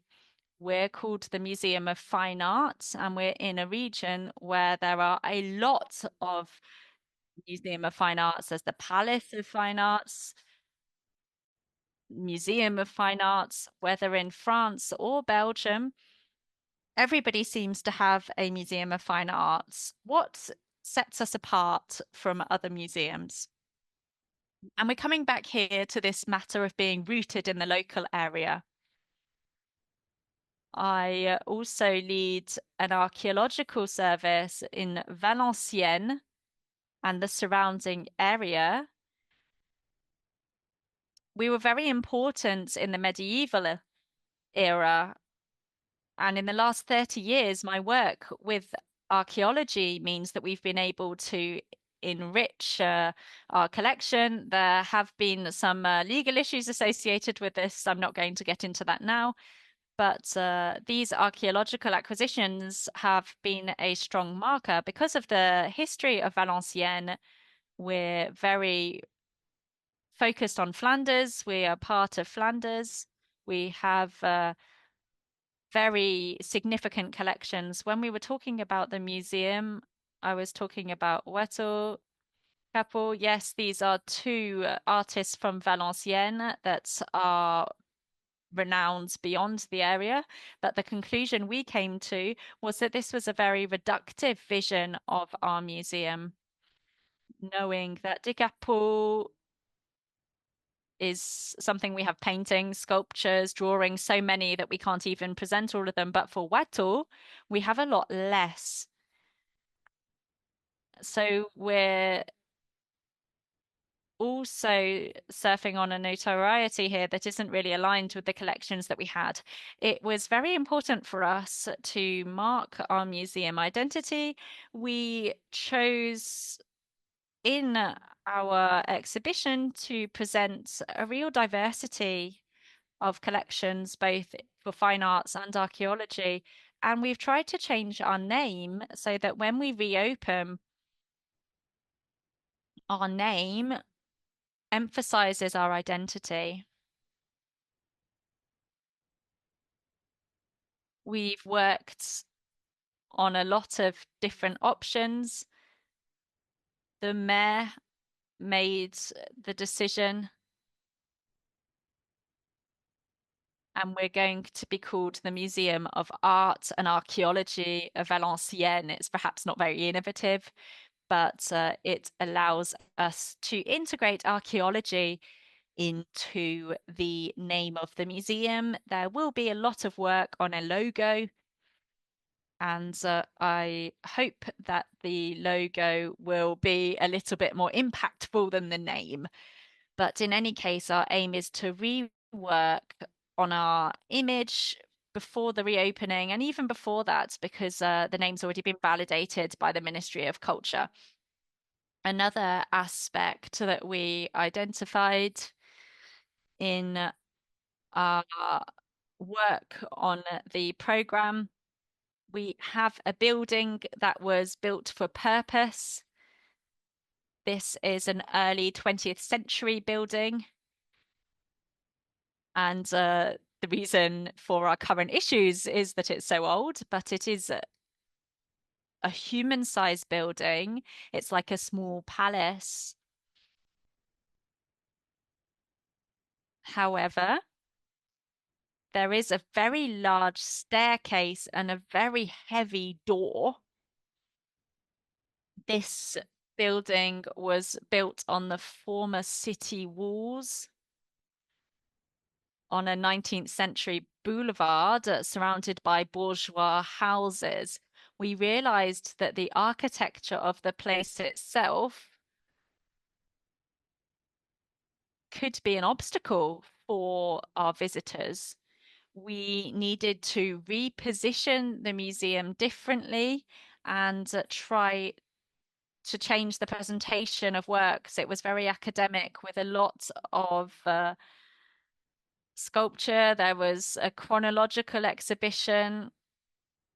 There were no audio guides. The signs were just the little brass ones beside the frames in order to help the public to understand a narrative. It was very complicated, and archaeology was underground, of course.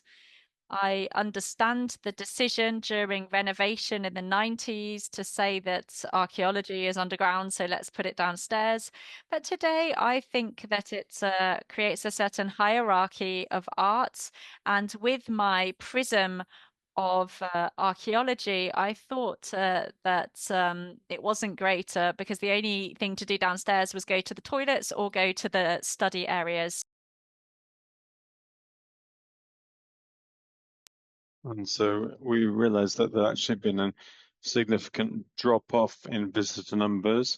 There'd been a lot of renovation in the middle of the 1990s, where we got up to about 70,000 visitors. But then we had the same presentation of collection for years and years until I arrived, and everything was taken down, except there had been other museums that had been renovated and refreshed their collections that had been created. And so we dropped down to 35,000 visitors, which was a real shame in terms of the quality of the collection. So we really thought we needed to rethink the way the collections were presented and also rethink the museum in its local area and the way that it's really connected there. So this brings us back to the theme we were talking about earlier.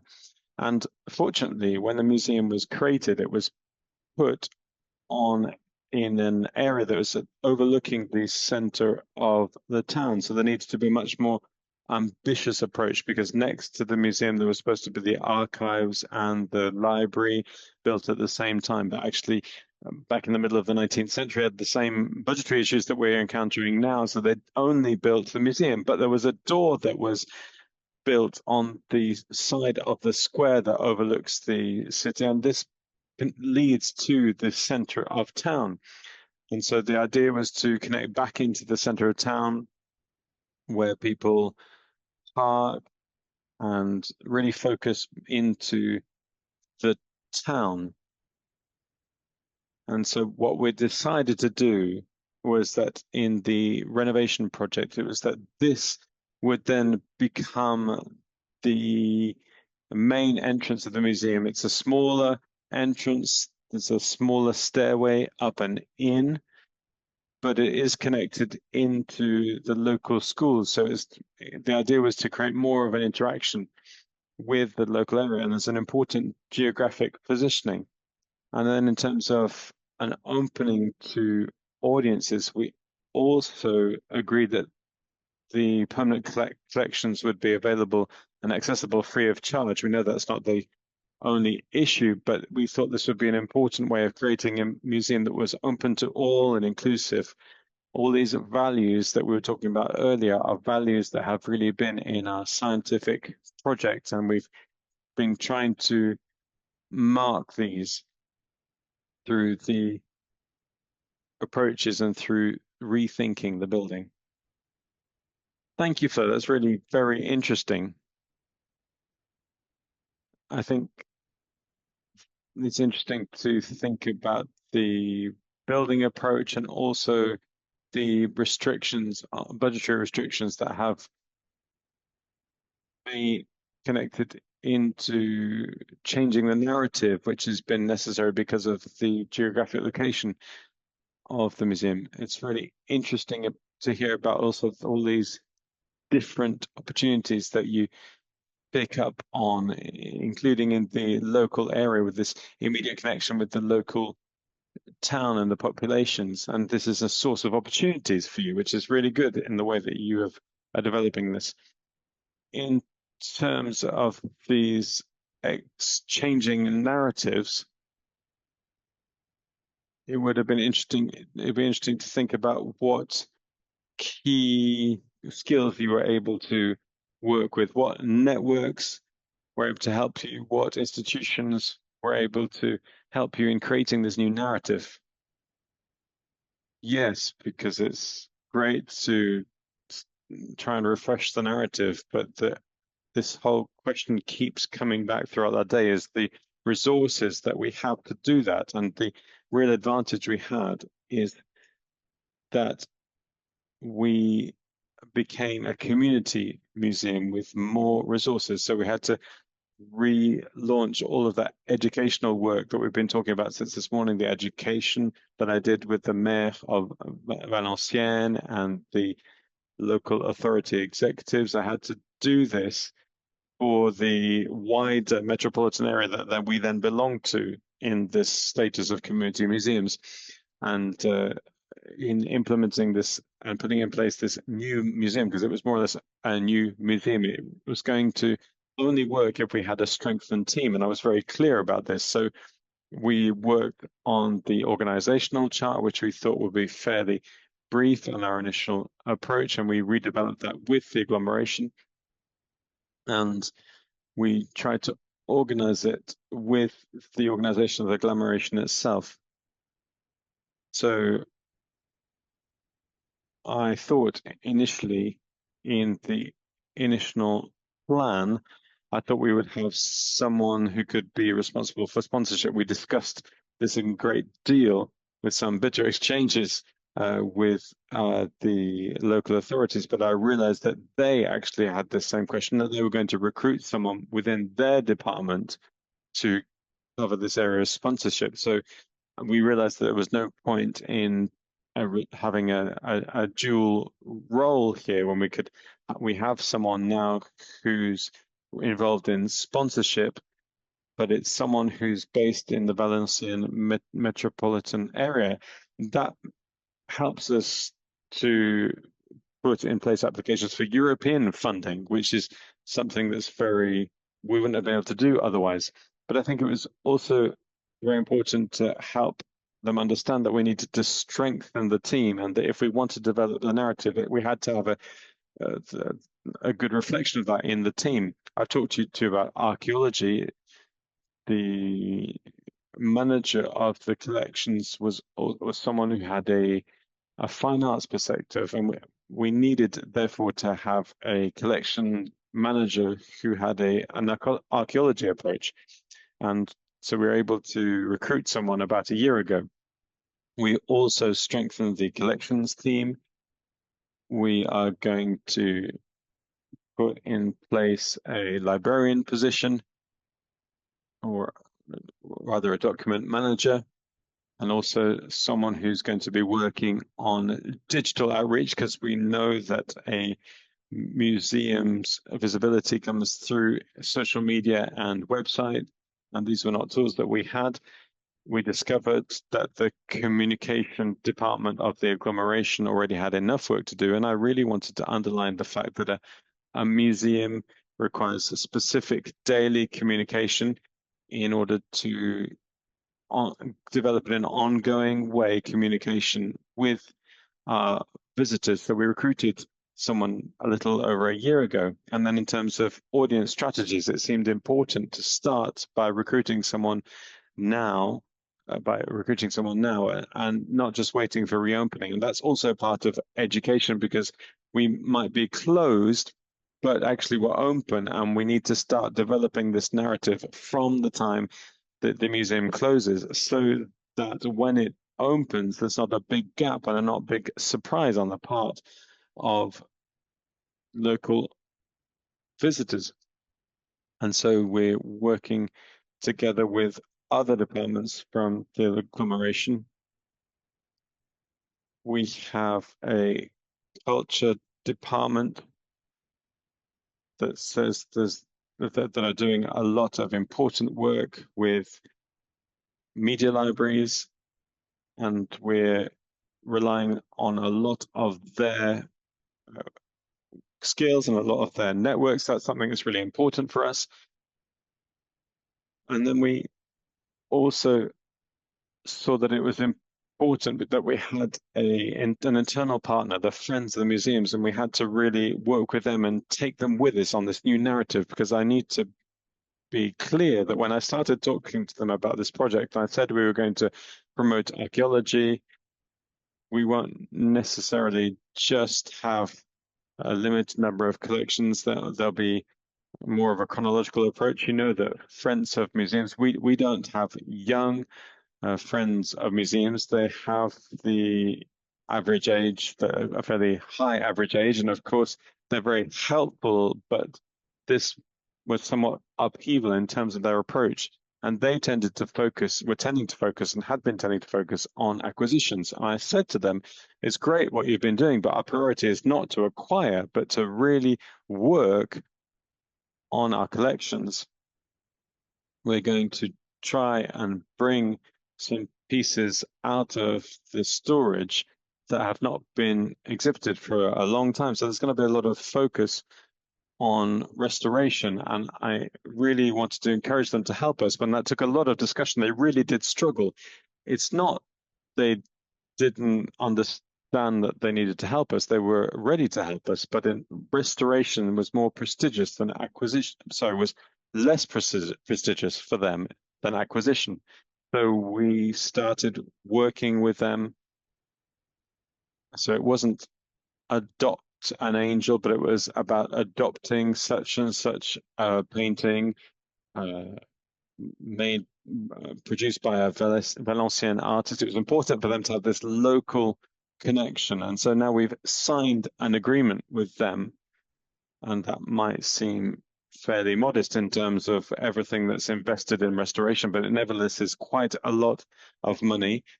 For an association, it's 20,000 euros that they're contributing, and that will be carried out over 3 years. Now we have 2 paintings attributed, and so there was the Simon Marmion painting, which was probably not actually by Simon Marmion, but maybe from his workshop. But nevertheless, they were fairly happy about this.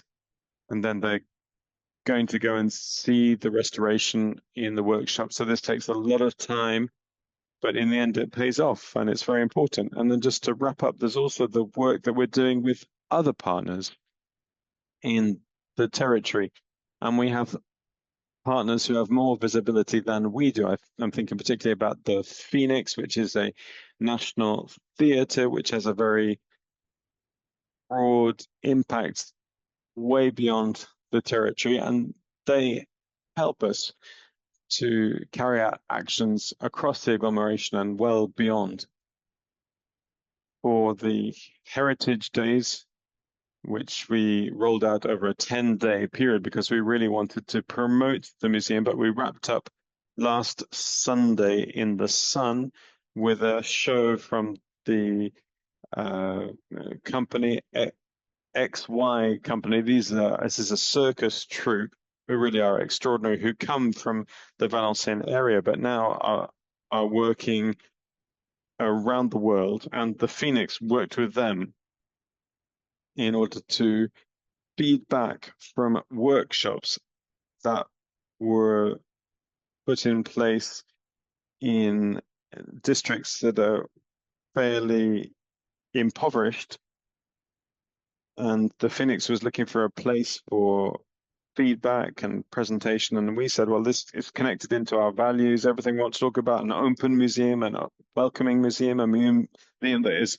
open to the audiences that don't necessarily always come to us. And last Sunday we had over 800 people in front of the museum at the new entrance of the museum. And so for me, this was like a first seed that had germinated of all this work that we've been doing over these years where we'd been shut. And then we had an article in the local newspaper that didn't see, I don't think they'd seen our plan, but they summarized this show with the same words that we'd used in our plan. And I think this was a way of really saying that we're moving forward. It was an excellent moment. Thank you very much. I think that shows that if we're going to have a shared narrative, we need to have our own story that we've clearly defined and has been clearly developed in order to have clear impacts with very clear HR impacts, very clear skills needed, and then impacts in terms of process of persuading local authorities, the mayor, the executive teams, the president of the agglomeration authority, and then also working with a network of partners that you were able to bring together and other cultural institutions. And it's not because we've written a narrative that it ends up being appropriated. And so it's important to put in place outreach programs, and therefore we need outreach workers. I think that's what you've just described. And there is this presentation for new equipment. So thank you very much. We'll come back to Valenciennes. So I'm going to pass now over to Gregory now, who is the director of the Musée de Niort, the Fine Art Museum, and also the Historics Museum. You have said that in order to successfully share, you need to have a kind of message of truth of the institution about itself. So this message needs to include the fact that not all narratives work, that there are people who are not connected to our institutions, and that we need to work on our own story before sharing it. Yes, we've talked a lot about the statistic, which is fairly steady, that there are about a third of museums of people that never go to museums, and another third that only go once a year. I think maybe 10 or 15% of people go to museums once a year where we are, but sometimes we only tend to look at what works. I'm not saying we need to break what works. We've got a good relationship with the Friends of the Museum. We organize conferences with them, and these are really very important moments, are very, very good moments. We have dozens of families who come to all of our cultural actions, and so we're always sold out as soon as we publish them. And the same with school children. We work with teachers and have been doing for a number of years, and that works very well. So I'm not trying to say there's a problem. What I want to say is, how can we look at ourselves in a mirror and look at all of the things that are not working so well? This is something I've been trying to talk about with our teams. But when we talked to them, we were talking with staff, and it's not always easy for us to face up to the fact there are things we could do better or in a different way. Since I arrived, I've started to try and build off everything that could back up this approach. So recently we had an intern from the second year of her degree, and she was explaining how she heard about the internship. She is doing literature studies, and that's very interesting. And then I asked her whether she'd talked to her parents. And she said that she'd talked to her parents and they didn't want to believe that she was doing an internship at the museum, because her parents didn't know that the museum was there. It was an old museum, and it was an old sixth form college and high school, and the parents thought that it had been empty for 20 years and that the museum hadn't been launched. And yet we've been working really hard to make it clear that we are open for business and full of life. So we've been there since 1996, but there's a lot of people around us who know this dungeon area, which is in the center of town, but a lot of people think that you can't visit it and it's just a beautiful historical monument that you can't access. So once again, here, if I connect into actions that the local people are doing, so for example, just putting out fairy lights in order to show that there's life and lots of light. So we need to accept this approach and then think about how we're going to develop it collectively. I think you are saying that the real danger of museum is that we end up being between ourselves, and we may not be open enough to outside. And I think this is something we need to be really careful about. So when this operation of truth is opened up, you opened up in a very concrete way to this shared narrative, because I think you started thinking about a practical approach and really how to roll this out. Yes, I was trying to say that narratives, we can have lots of different narratives, and I wasn't trying to necessarily speak exclusively to specific groups.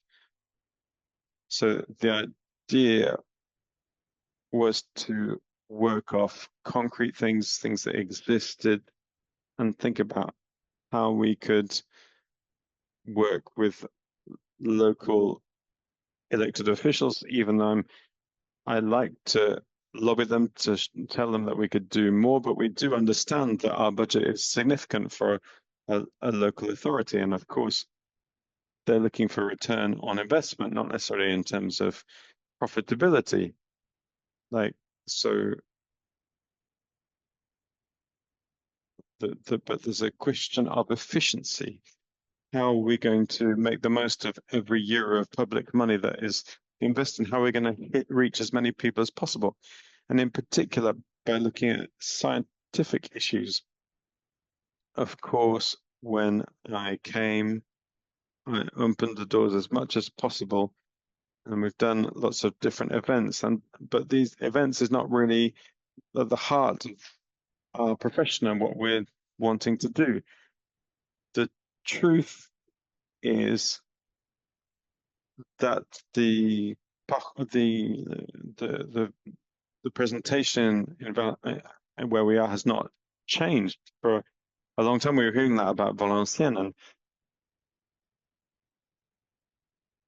we're facing that. And we have a cultural vice president who's talking to us about thematic trails, which is something we haven't really talked about. And at that point, we were thinking that thematic trails that could be put in place by the outreach team with some contact with what's really going on, perhaps we should develop another approach. And we had the idea of working on this socio-economic question of our panel session and working with professionals and of different types of professions. So we thought we could start by working with hairdressers, because sometimes hairdressers They can be artists. There's creativity, at least, in their job. They work with a lot of people. They talk a lot with people. That's almost part of the service that you buy when you talk to a hairdresser. And it's interesting for us because hairdressing is an unusual theme, but it's something that we can find in our paintings, in our sculptures, but also we have a natural history part. We can also find this with some birds that have some interesting hairstyles.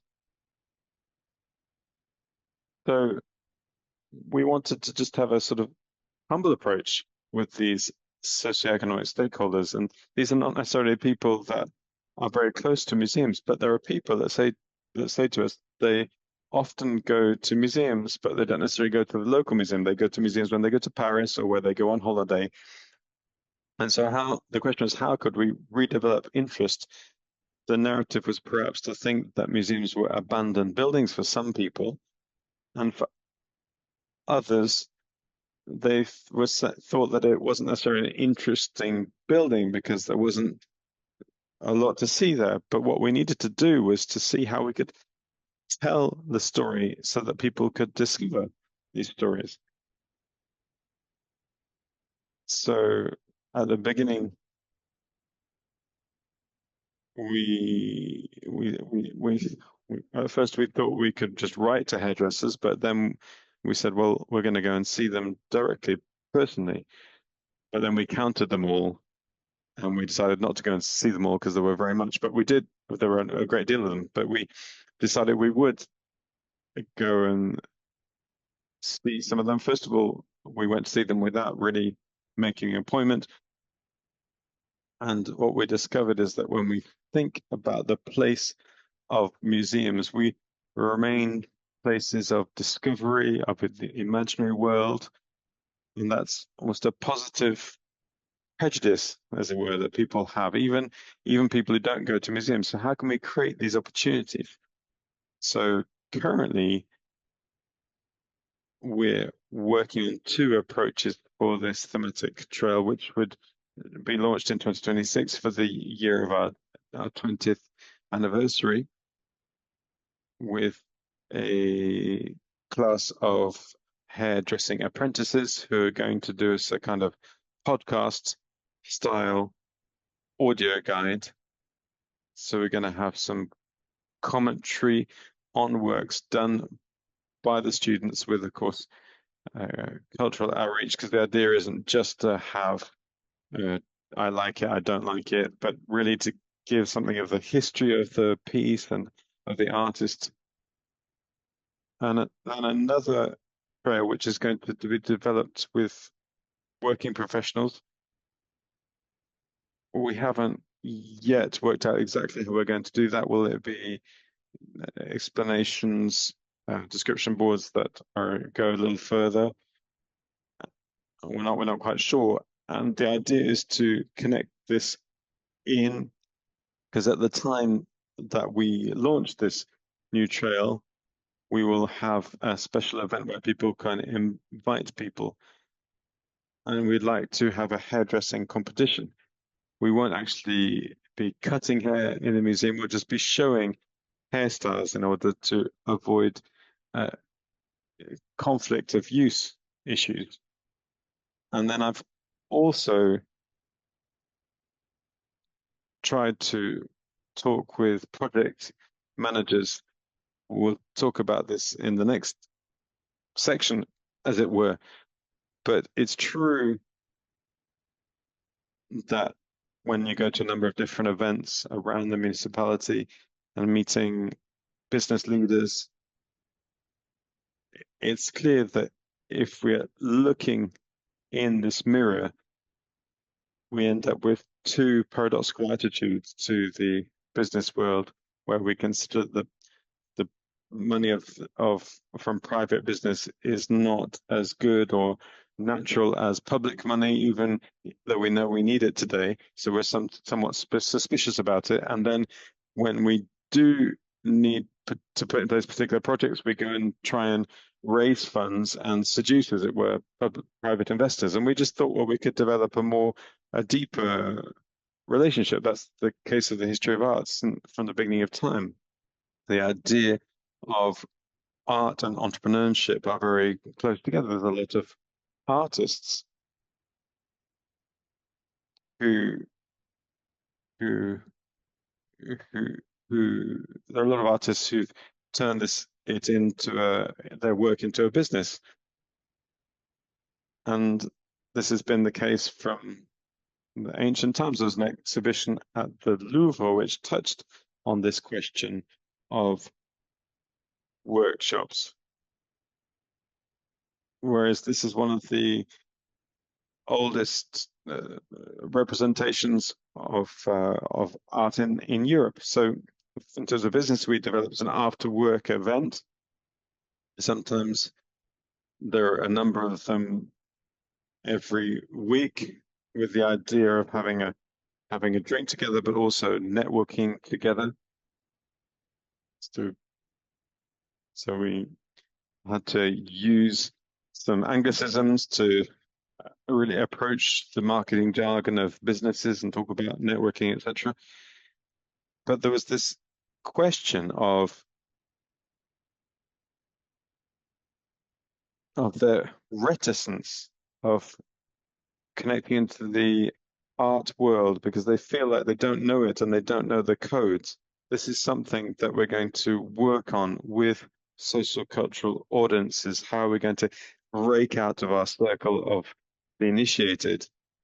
But now we have business leaders and project managers who want to develop connections with this world, and they see how the creation process can connect into innovation in their own business. But sometimes they're going to feel a bit worried because they're going to feel that they can't actually talk in an interesting way about a work of art. And in this networking session, it's important to discuss together and to share. So how can we go towards these audiences too?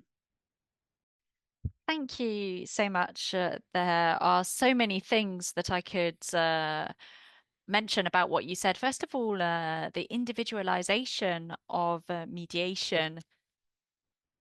Individualization in order to target people who can communicate well around them with a kind of networking approach. We're talking about audiences that are far from museums, that some of our audiences are somewhat reluctant and don't especially appreciate museum authority. If it takes 400 years to build up this museum, there is a cutoff point here in a palace, but there is sometimes a distance between audiences and museums. We're trying to break down this this glass barrier. So it's almost like you're going out to break down this barrier, inversing this movement. I find it very interesting with your local approach as well. You explain that museums need to be rooted in a local area, but this is through its collections, through artists that are often local. And I think that this is very interesting to hear and to help local executives understand that their museum can actually help local populations feel connected to their local area as well. I'm going to hand over to Philippe now, who represents business today. Working in a service business, was in contact with a large Mediterranean museum in Marseille, as it happens. Obviously, I'm talking about the Muséums. Could you please tell us about your experience, Philippe? I was one of the younger professionals around 35 years old that didn't have the time, that didn't go to museums. At the weekend, I'd go to a rugby match, and we were partners with that rugby team.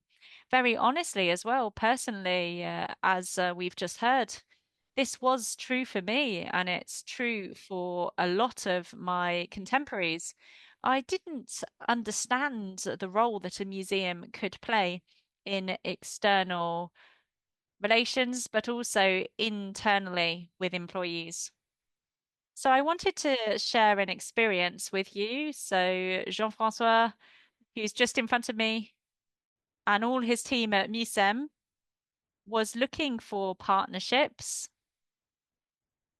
along with Anjoli, who's here, Jacques as well, and they approached me directly. It was quite surprising for me. I didn't know why a museum like Muséums, where I'd never been, by the way, even though I was only half an hour away, why they were contacting me. And it was very surprising. I didn't see it coming. It was often the local rugby team that was going to try and sell the brands on their kit, or they wanted us to go see the match every couple of weeks when they were playing a home game. I saw an article about you that I was very interested in. Every now and again, Monday night, so there's an after work event where a few local decision makers come together. It's quite fun. There's a lot of connections there. And I thought, oh, well, they're not trying to sell me anything. Okay, museum, I can go. This is a Monday evening. I've got time on a Monday evening. That works great. So I went, and it was the start of an encounter and a project that lasted 3 or 4 years. It was in the job that I held previously. There was COVID as well, so it started before COVID. There was a bit in the middle during COVID. So about 6 times a year we met together. It was never the same people each time, people from business, but beyond that as well, there are institutional representatives, some really interesting people. It wasn't just about having a drink. It gave me access to culture, to art, to exhibitions, to a world that I hadn't been to since I was in school. It also gave me an opportunity to go backstage to see what happened behind the scene, to see the logistics, and how an artistic project was born. This really impressed me. That really impressed all the members of my team that I took with me on a Monday evening as well. I came away with stars in my eyes. It was great. I was the Southeast director of a large group. I informed the chairman of the group that I was in at the time that this was so great. We actually created a project after this, a foundation where we had an exhibition called Superstar in June 2022. I think there were over 60,000 visitors, if I'm not mistaken. So this was a roaring success. This was long-term work through a daring approach by the team. It was very clever as well because they really knew where the meaning was for us. They wanted to contact us with this long-term project, but they found the right way in. And now you've actually even continued this partnership by asking me to come back and tell you the story about how it happened. This really has been an extraordinary adventure. I've met other entrepreneurs. So for me as well, it was great. It was a suitable setting for this. And I was able to take my teams with me as well because there were loads of other businesses present, and we never thought we'd be able to do that in a museum. Thank you so much, Philippe. Through your story, we can see that shared narrative is possible. There's a kind of co-writing of the narrative of museum, which can be carried out with museums in Versailles. We have a lot of sponsors, and every time it is a story that is co-written with everybody. This is why. And perhaps we are helped because the Chateau of Versailles is very well known and it allows us to always connect in with the history of the partner and connect that to our own history. But I think this shared narrative really requires an encounter of two narratives to become one for a period of time, and we're able to write something with all four hands at once. When preparing this session, we were talking about the expectations of businesses in partnerships. According to your experience, what is the interest of a museum? What are the advantages of a museum for a business? This will help encourage my colleagues. There are incredible advantages. So please just go and meet with businesses, explain to them, let them discover what you can provide, because we're not even aware. I wasn't aware what you experienced as well. This is exactly the same thing. I always hear all these things happening in museums. You were saying earlier that it's hard to talk about a return on investment in museums. It's a priority in business. It's a lot easier for us to do it. Sponsorship is one thing and partnership is another thing. In partnerships, we're not necessarily expecting a return. It's not the purpose, but it might contribute to the CSR plan. All businesses are required to do this now. The corporate social responsibility can be expressed in museums now. They have the right legal status for this. The interest is actually elsewhere. It can be a very practical thing as well. And these are almost sales pitches. I'm sorry for giving a bit of a sales twist on this, but you can explain to entrepreneurs that are used to meeting with their peers. They're already used to being in networks. There are clubs and circles that exist. There are afterworks, sports clubs, meetings as well. I've experienced this, and I think that having these kinds of experiences where you can network with other professionals in a museum really is the ideal environment. It's prestigious, it's intimate, it's somewhere where you can have fun. We don't have time to go as corporate leaders. It's really close by as well, regardless of the size of a local area. We've been talking about Marseille, but 98% of companies doing sponsorship are SMEs, but 65% of funds invested come from companies with over 250 employees.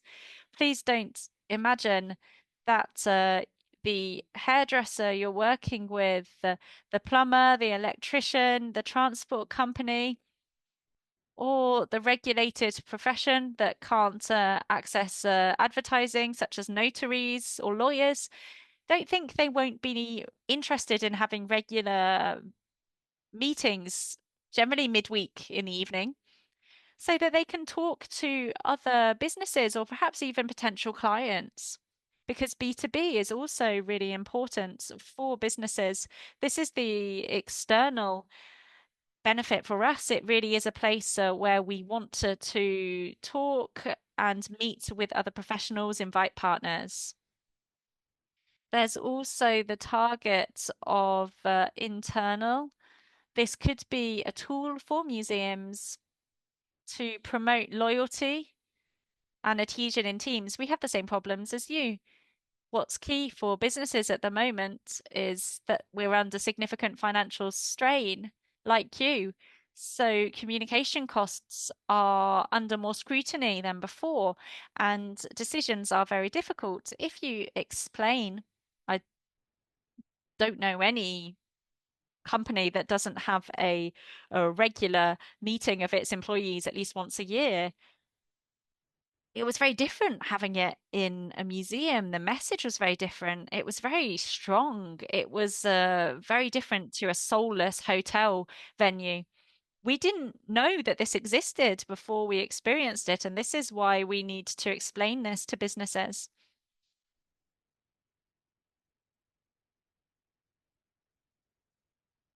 I think you need to prioritize action on humans, on shared values.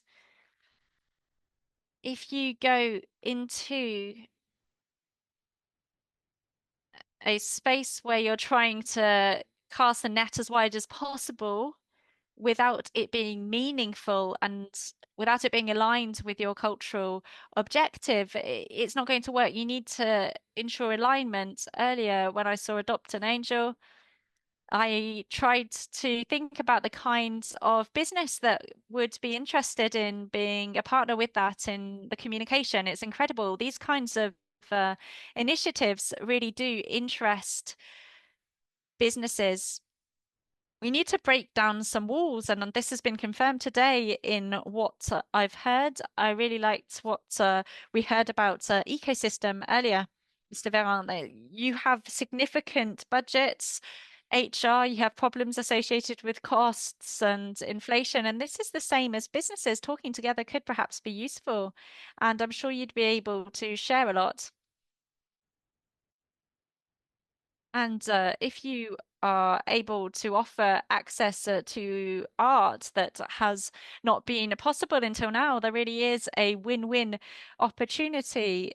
This means that the business may still be able to sponsor a rugby team with their name on the kit. So that's possible, but that's completely difficult. That's advertising in the short term. Here, this is a long-term relationship that is going to really bear fruit. So just because you are looking in a short term rationale, it's not going to necessarily work like that. So you need to find a win-win relationship, and then things will be unlocked on their own. The walls will be broken down. I've experienced this. You need to just go for it. Yes, there will need to be dedicated resources. Going to contact businesses is going to mobilize your teams, but I do not think you'll be disappointed in the return on investment. Thank you so much, Philippe. What's true, what's very certain is that we are involved in economic matters like any other business. Perhaps we are not great at communicating internally on the key facts and observations for us. Through your experience, we really can gauge the vocation of a museum, which is to bring people together. We are a place of encounter, of transmission, of intergenerational transmission between different social classes. We are a place of social and territorial cohesion. We must not forget that all audiences are audiences, including networking. They're not just an economic player, they're also a museum visitor. We shouldn't be putting up walls with our visitors. Anytime that an individual comes into a museum, they become a museum visitor, and that is a victory. And we need to congratulate ourselves on that when we work and co-build a museum ambition. I would now like to move on to Etienne. So Etienne with the Louvre Abu Dhabi, which is an incredible example of shared narrative with a strong international dimension, an intercultural dimension that's much stronger than what we've heard so far. This museum opened in 2017 with incredible architecture by Jean Nouvel.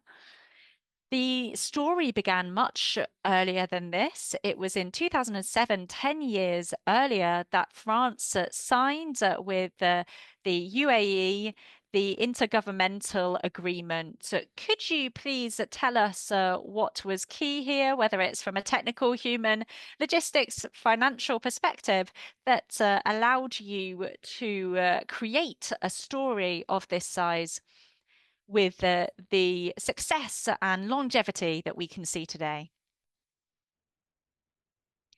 Good afternoon, good evening to all of you. the basis of this story, which really was quite extraordinary, was above all, and you've reminded us of this intergovernmental agreement, there was a shared desire, and it was quite strong. This was a really key factor behind this story, and it has been long, and we hope that it will continue. For the United Arab Emirates, they were really constant and consistent in this thing. We really wanted to have a series of museums with an international standard. So the first was the Louvre in UAE, and we wanted to be able to have dialogue within an international network of museums. And that's why they wanted to use a brand of the Louvre. This is quite rare in the region. There is a Guggenheim that will be opening in a few years' time.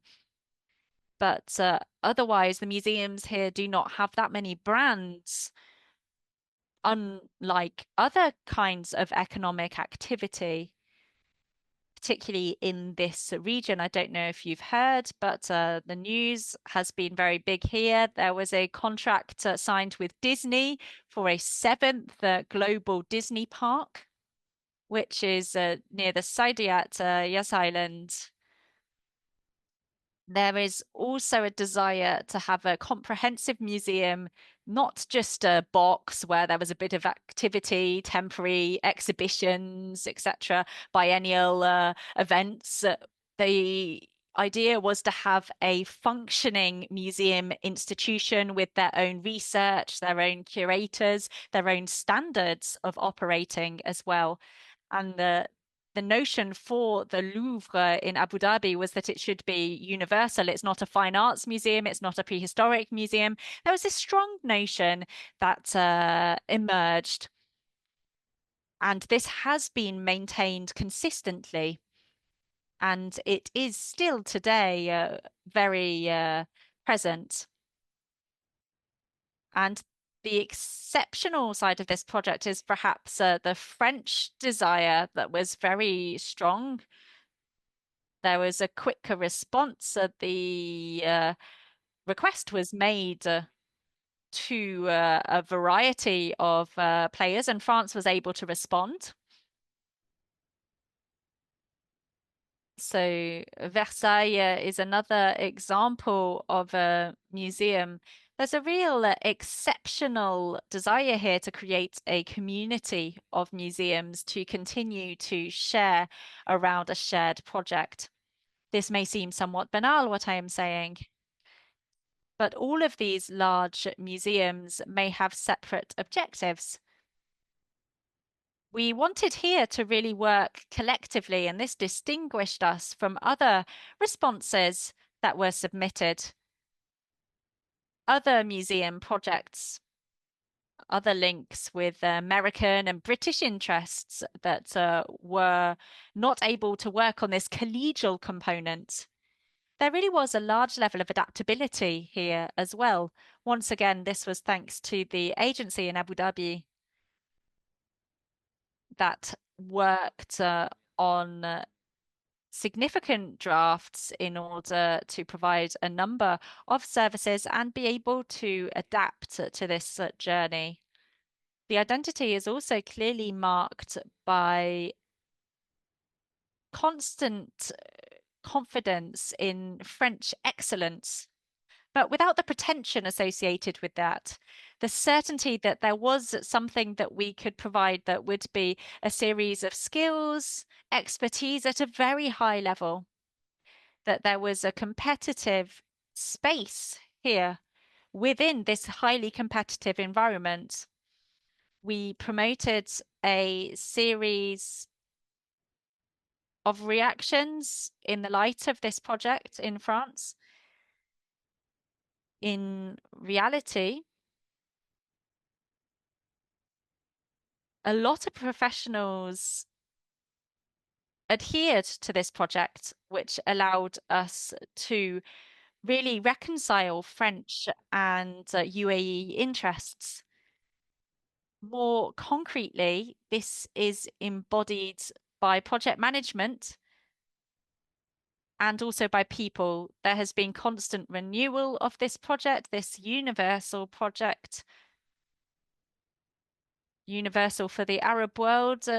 It's scientific and cultural with rotations. So what's unique about the permanent collection here is that it's sharing agreements between UAE and Paris, 70% French collections, 30% UAE, and this is now reversed. And there's a rotation of these collections in order to constantly redefine, to improve, and to add to this project.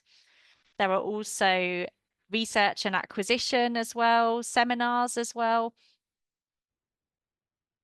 For the UAE, a large seminar was organized, a symposium on African museums with Quai Branly organizing this. It was an opportunity once again to renew this question of trying to be current and to look towards the future. I've talked about projects, but also people. And this has been an important dimension throughout the construction. At the start, we were told that it was about people. There were a whole series of important people working on the project for a very long time that worked on it over a long period. This was a project, and it is a project that requires high mobilization. It's consumed a lot of energy. There has been a lot of turnover. A lot of people have worked on this in both France and UAE. This was one of the advantages of what we've been able to do to incorporate within this impetus people of different nationalities so that they were able to be here as museum professionals alongside the France Museum Agency as well. For a whole series of reasons, they needed to be very adaptable. So we have quite a lot of young people working for us. Some key figures that are growing very quickly thanks to the energy around the project. And this can really underpin the success of the project. Thank you very much. There's something that's really very clearly expressed here. The France Museum Agency is already a shared narrative between French institutions because it's this kind of consortium that's brought together a whole range of expertise, institutions that are not always used to working together, that don't always want to work together, and the France Museum Agency has succeeded in doing that, and that's already something that's really excellent. And then it's also the France Museum Agency is this body which made it possible to create not only a museum, a physical museum, but a museum institution. And so I wanted to ask is, how have you dealt with interculturalism? Because there's a difference between the French and those of the Emirates. Well, yes, it's true. But actually, it's not just the local population that lives here. You know, there is a real melting pot, a cultural melting pot here in the Emirates. Perhaps a good answer, a good way of answering would be to talk about language, and particularly one of the issues that I had to handle when I arrived. So you know that we signed an intergovernmental agreement between France and the Emirate of Abu Dhabi in order to put in place this service and put in place the Louvre Abu Dhabi and support this project. And then with this within this intergovernmental agreement, there's a service contract which associates us with the ministry, which is something of the equivalent of the Ministry of Culture, which carries these cultural policies, which in a fairly fixed way planned out how this was going to roll out, and it was written in a very intelligent way because we had to start really from scratch, and we were thinking about what do we need to do to create a museum not in the middle of nowhere, but there's quite a lot going on there, but actually something on that scale was going to require a lot of restructuring in order to progressively implement the building, the collection, and also methods of working. And at one point, the Emirates wanted to change this, which led to long and complex negotiations, and there were, for technical reasons, there was some issues because we're defending the interests of diverse stakeholders and shareholders. And the first thing was that we needed to understand what the Emirates were really looking to do, why they wanted to change things. And we were already at this point in a world that's quite a long way from French ways of working. This is kind of the focus here in the Emirates is around consulting and service providers, a bit like we see in the English-speaking world. That's perhaps a rather crass way of resuming it, but what we wanted to do is was develop a relationship between a subcontractor and a client. That was the general way of working, but we needed to put in place accountability. We had to put in place and look at the nature of our services, the way in which they were delivered, and progressively put in place new working methods, which are really to involve intercultural dialogue. One of the first things, this is perhaps a bit trivial, but one of the first things that we noticed when we came here is that meetings are not very long. We tend to have meetings of about an hour. There's a lot of people around the table, and we take decisions, but fairly few decisions, and fairly late on. And in France, things are somewhat different. And what I realized that there's a lot of people around the table. There's Indians, there's Emiratis, there are French, British, Australians. Everyone don't necessarily speak the same version of English, and so when we get a bit technical, we need to make sure that we understand each other. And so the amount of work being done to make sure that we've clearly understood the same things, and once we had clearly defined together the problem with the same definitions of words, we can consider that we've more or less covered the question, which doesn't necessarily mean we can't take other decisions, but just to help you see that it's really important to have this discursive approach. And I think this also feeds us back to the question of writing a narrative and what we can write together and learning to work together. Thank you very much. Final question, Etienne. So it's been about 20 years since the agreement was signed in 2007. The institution has now been created. It is becoming independent. It needs the France Museum Agency less and less as a creative partner because it's been created. How can we continue to develop a shared narrative and making sure that this story continues to be written over time? Because 4 years ago in 2021, the French Ministry of Culture signed a new intergovernmental agreement, which is going to last now for 30 years, up until 2047. Well, once again, we respond by adapting, which might, of course, be the case in the strictly legal sense by rewriting the way that we're going to work together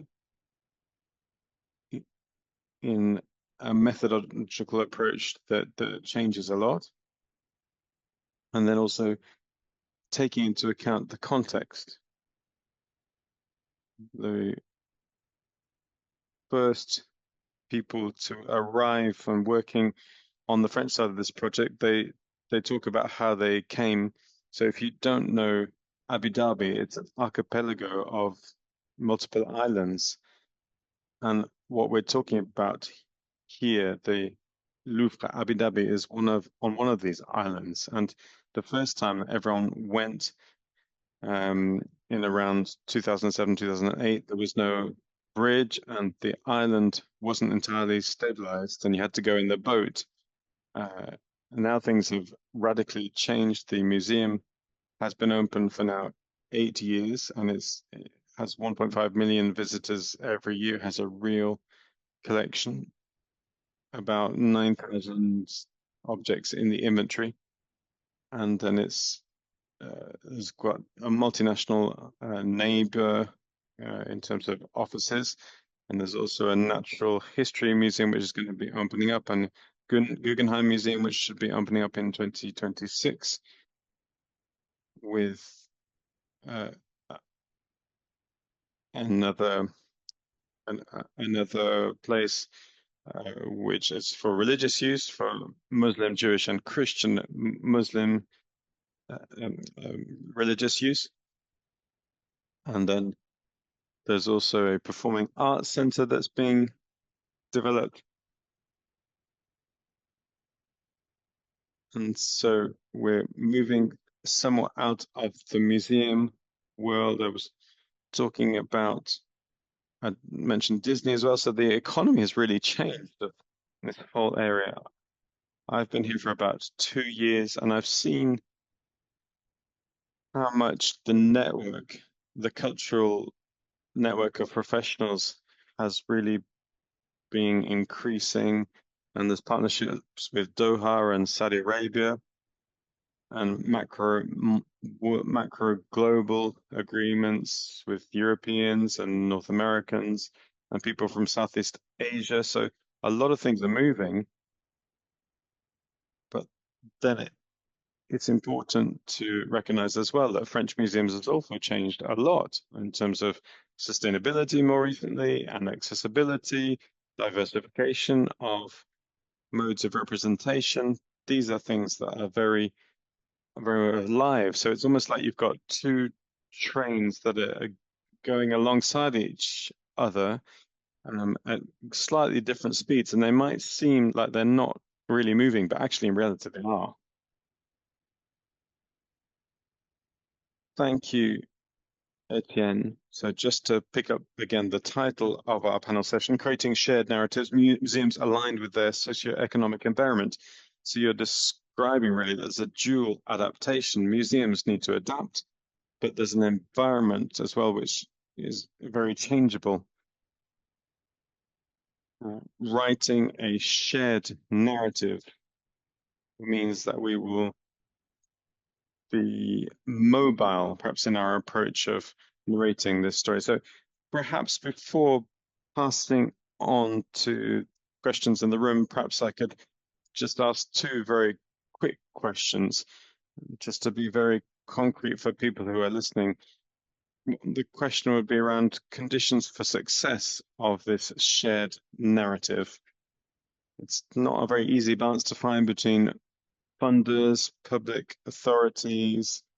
What traps need to be avoided when you want to write a shared narrative, and what are the best practices to share? And also the question of evaluation. in what ways can we assess partnerships and their relevance and effectiveness in the social or societal impact? Does anybody want to answer one of these questions? In terms of traps to be avoided, there's something that's very difficult in general in life, is to really listen to people. When you're in a dialogue, you're of course full of your own thinking and perspectives. And I think very often in cultural projects, and I was often involved in cultural management in local authorities, and I've seen how music conservatories operate, how theatres operate, and sometimes we have a lot of difficulty listening to each other. If we really want to work with audiences that we're used to working with, it's not really a problem because we speak the same language and we kind of reflect what they are saying and they hear what we're saying and it makes sense. But whenever we want to go to new groups of people, it requires discipline to think about how to communicate. And the second aspect of the question, which I've forgotten, even though I had something really interesting to say, oh yes, evaluation. This is something difficult because we need to think about the evaluation criteria at the moment that we're developing a project. I'm working locally at an agglomeration level, but it's an agglomeration of 120,000 people. It's not massive, but one of the evaluation criteria, which often comes back around this question of crisis and suspicion of funders, is that we need to continue to communicate that museums are interesting places. And this is something that's a challenge. It might also be a bit artificial because when we do this, we don't necessarily communicate with all audiences, but I think it's important if we are going to have peace of mind in the way that we're working. Thank you very much. Perhaps we could move on to questions from around the room, if you have any.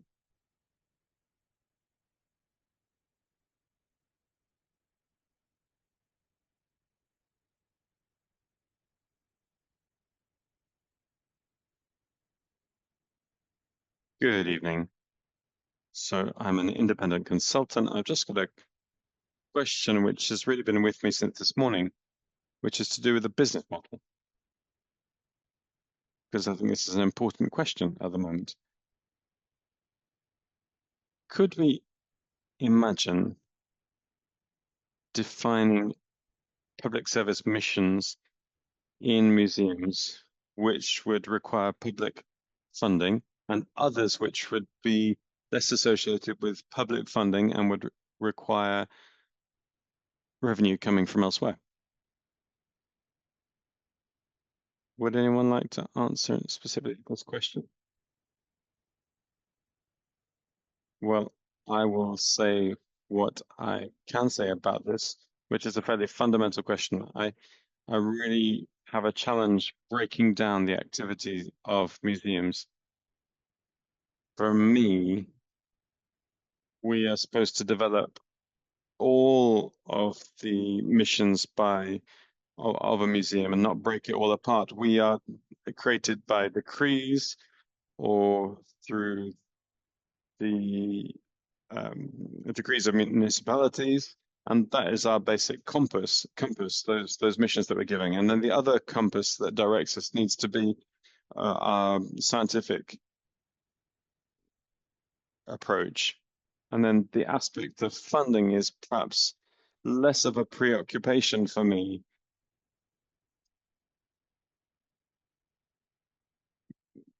But what I wouldn't want is for profitable missions to lead us to forget our social and societal role. What I mean is that in order to generate revenue, we might fail to carry out our public service missions. The Chateau de Versailles is funded to 64% by its own income, sponsors, and then also tickets. but 50% comes from tickets from people coming to see. And when I'm working with people out who are a long way from us and who are not necessarily going to be profitable, I don't really think about the finance side. So what I mean is I'm not thinking always about money. My question is, am I fulfilling my missions, including the missions which are not necessarily financially profitable? Artistic and cultural education, by definition, is not profitable. It's an investment which involves freeing up citizens, helping people to developing their sensitivity and awareness. This is the work that we do every day, and this is what museums are all about. However, I don't find it shocking that there's a restaurant at the Chateau de Versailles. I think that's a natural addition and supplement to a visit experience, which makes the visit pleasant and agreeable. So I think we can bring both together without necessarily thinking about how each part has been funded. I think there's a general cultural approach. So let's think about a shop, for example, which might seem to be about a profit generating option. But if you look at the Chateau de Versailles, they talk about how they've generated revenue in different ways. But for us in smaller museums, shops don't actually help us. Museum shops don't necessarily raise funds for us. In fact, sometimes we make a loss. And so what we try and do is to try and balance out the stock with sales, but we don't have dedicated staff. So we've got welcome staff, reception staff who are going to be working in the shop. So it's not necessarily profitable, but it's nevertheless worthwhile. And I think it's part of the service that we offer the public. It's part of the visitor experience. But the visitor experience involves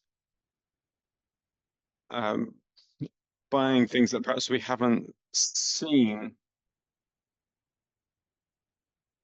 So I may not be looking right in the mirror, but I think it's difficult to say that we really have some profitable sectors in our job.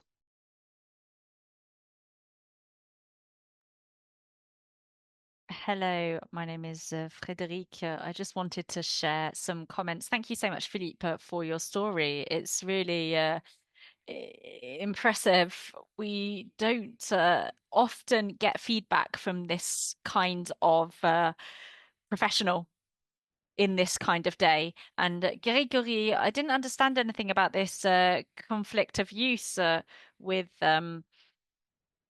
the hairdressers. Hairdressers could also be there on the Thursdays. I'm talking about a conflict of use because we're not going to have the little hairs in the room around our works for conservation reasons. We're not going to bring in human hair, or we're not going to bring in any other soil or grass or anything like that in near our collections. That was what I meant.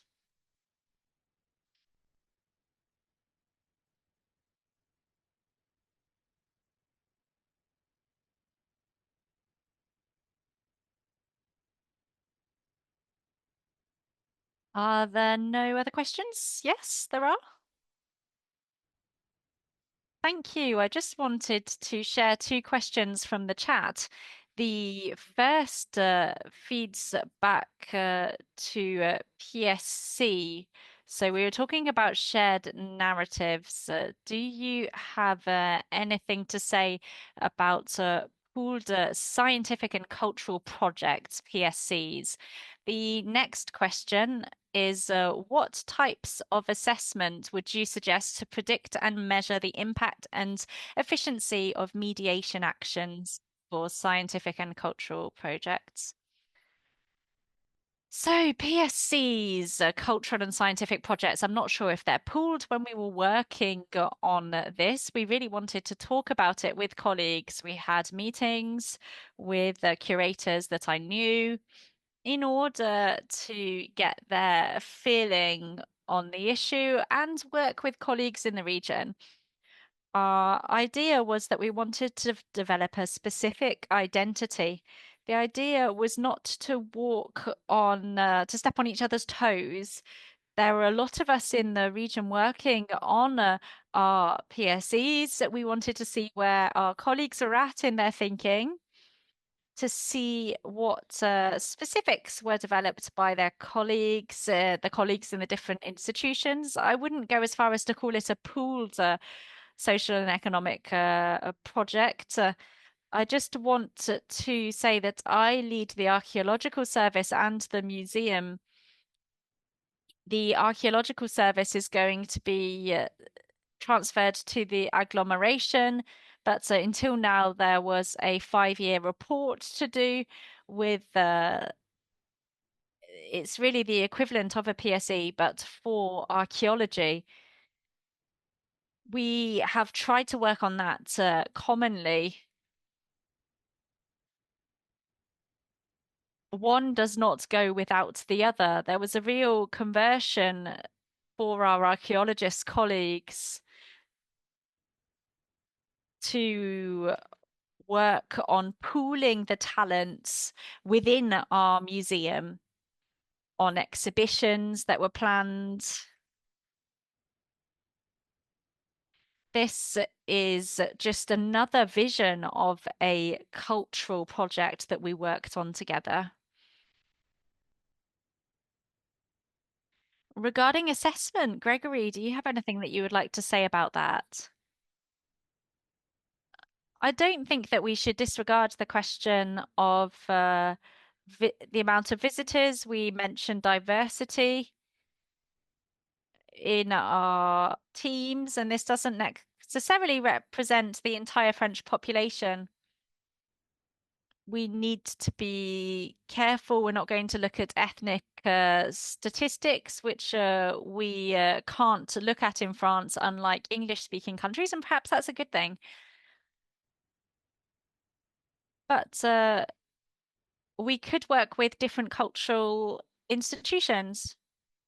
Even if we look at something quite basic, the local cultural actions that we do that are open to the public. I asked the cultural mediation team, I asked them a question about the number of specific families that we're reaching. There are a lot of people that love what we do and they come very often. But if we look at the number of families we're reaching compared to the number of families in the area, that's another criteria for assessment as well. I'm not saying that we should stop working with some parts of the population where we are in closer contact, but alongside that, we also need to propose actions that will target a wider audience, although we're never going to get beyond the 30 to 40% that seems to be a statistical fatality. But we are trying to work with audiences and different publics, and I think that this is an area that we could measure.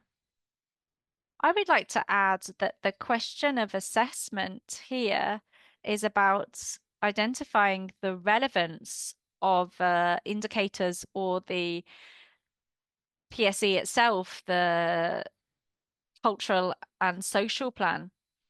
And I think the right assessment is going to be aligned with the plan that you have.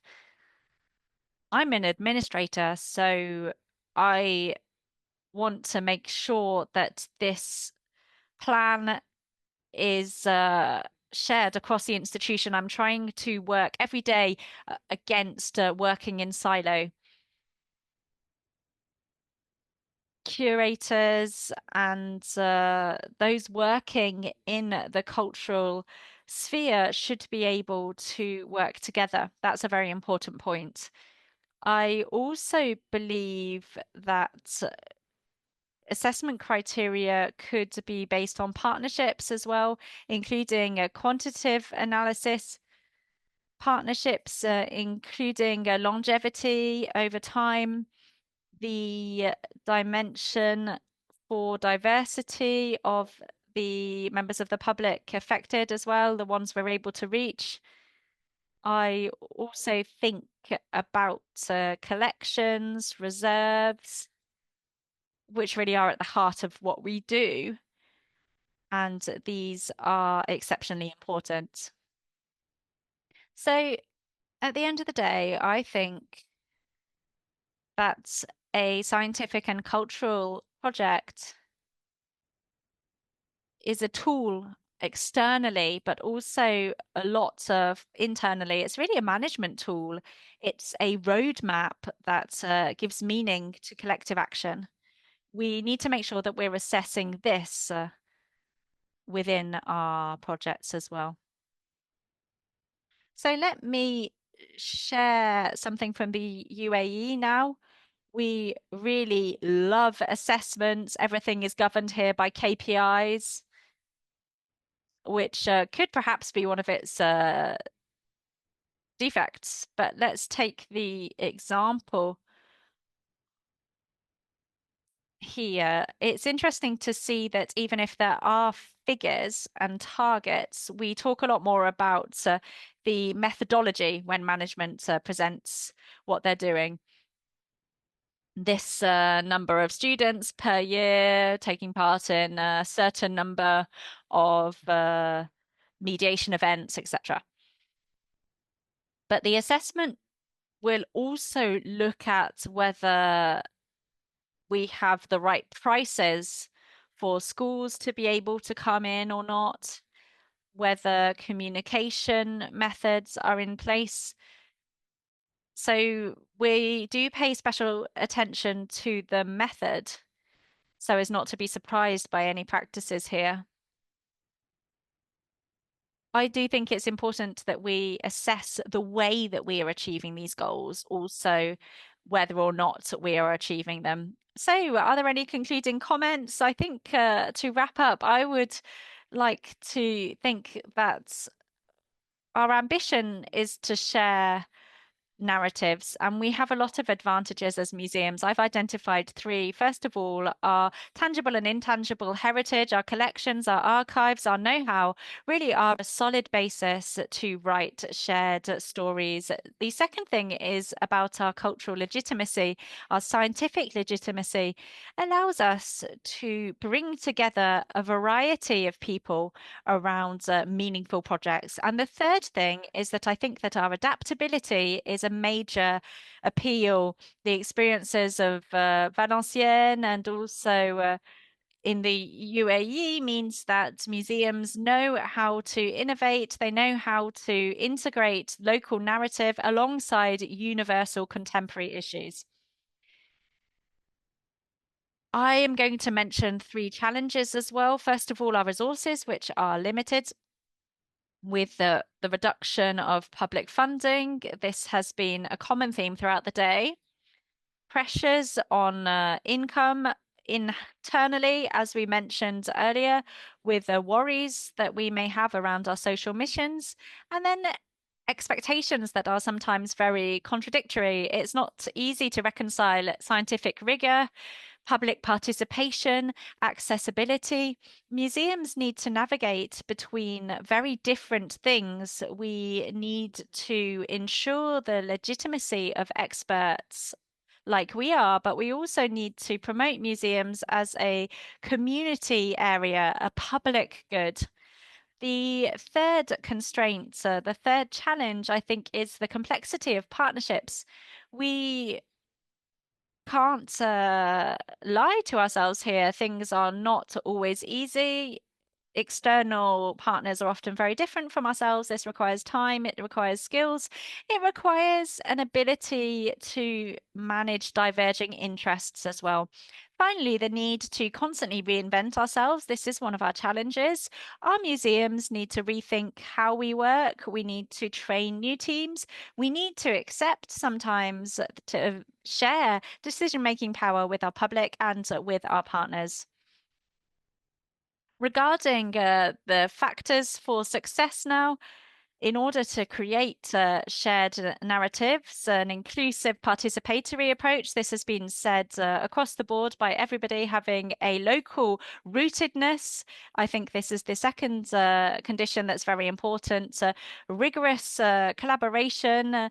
Our assessment, our listeners online mentioned this. We need to be very transparent with our partnerships, actions that Fleur is doing with her public as well. So I could not finish without saying that a shared narrative is also, of course, very promising for museums. I think it is an opportunity to strengthen our legitimacy working in issues of today without looking back in the past. It's an opportunity to diversify our resources, including financial resources, and it is an opportunity to innovate our cultural offering.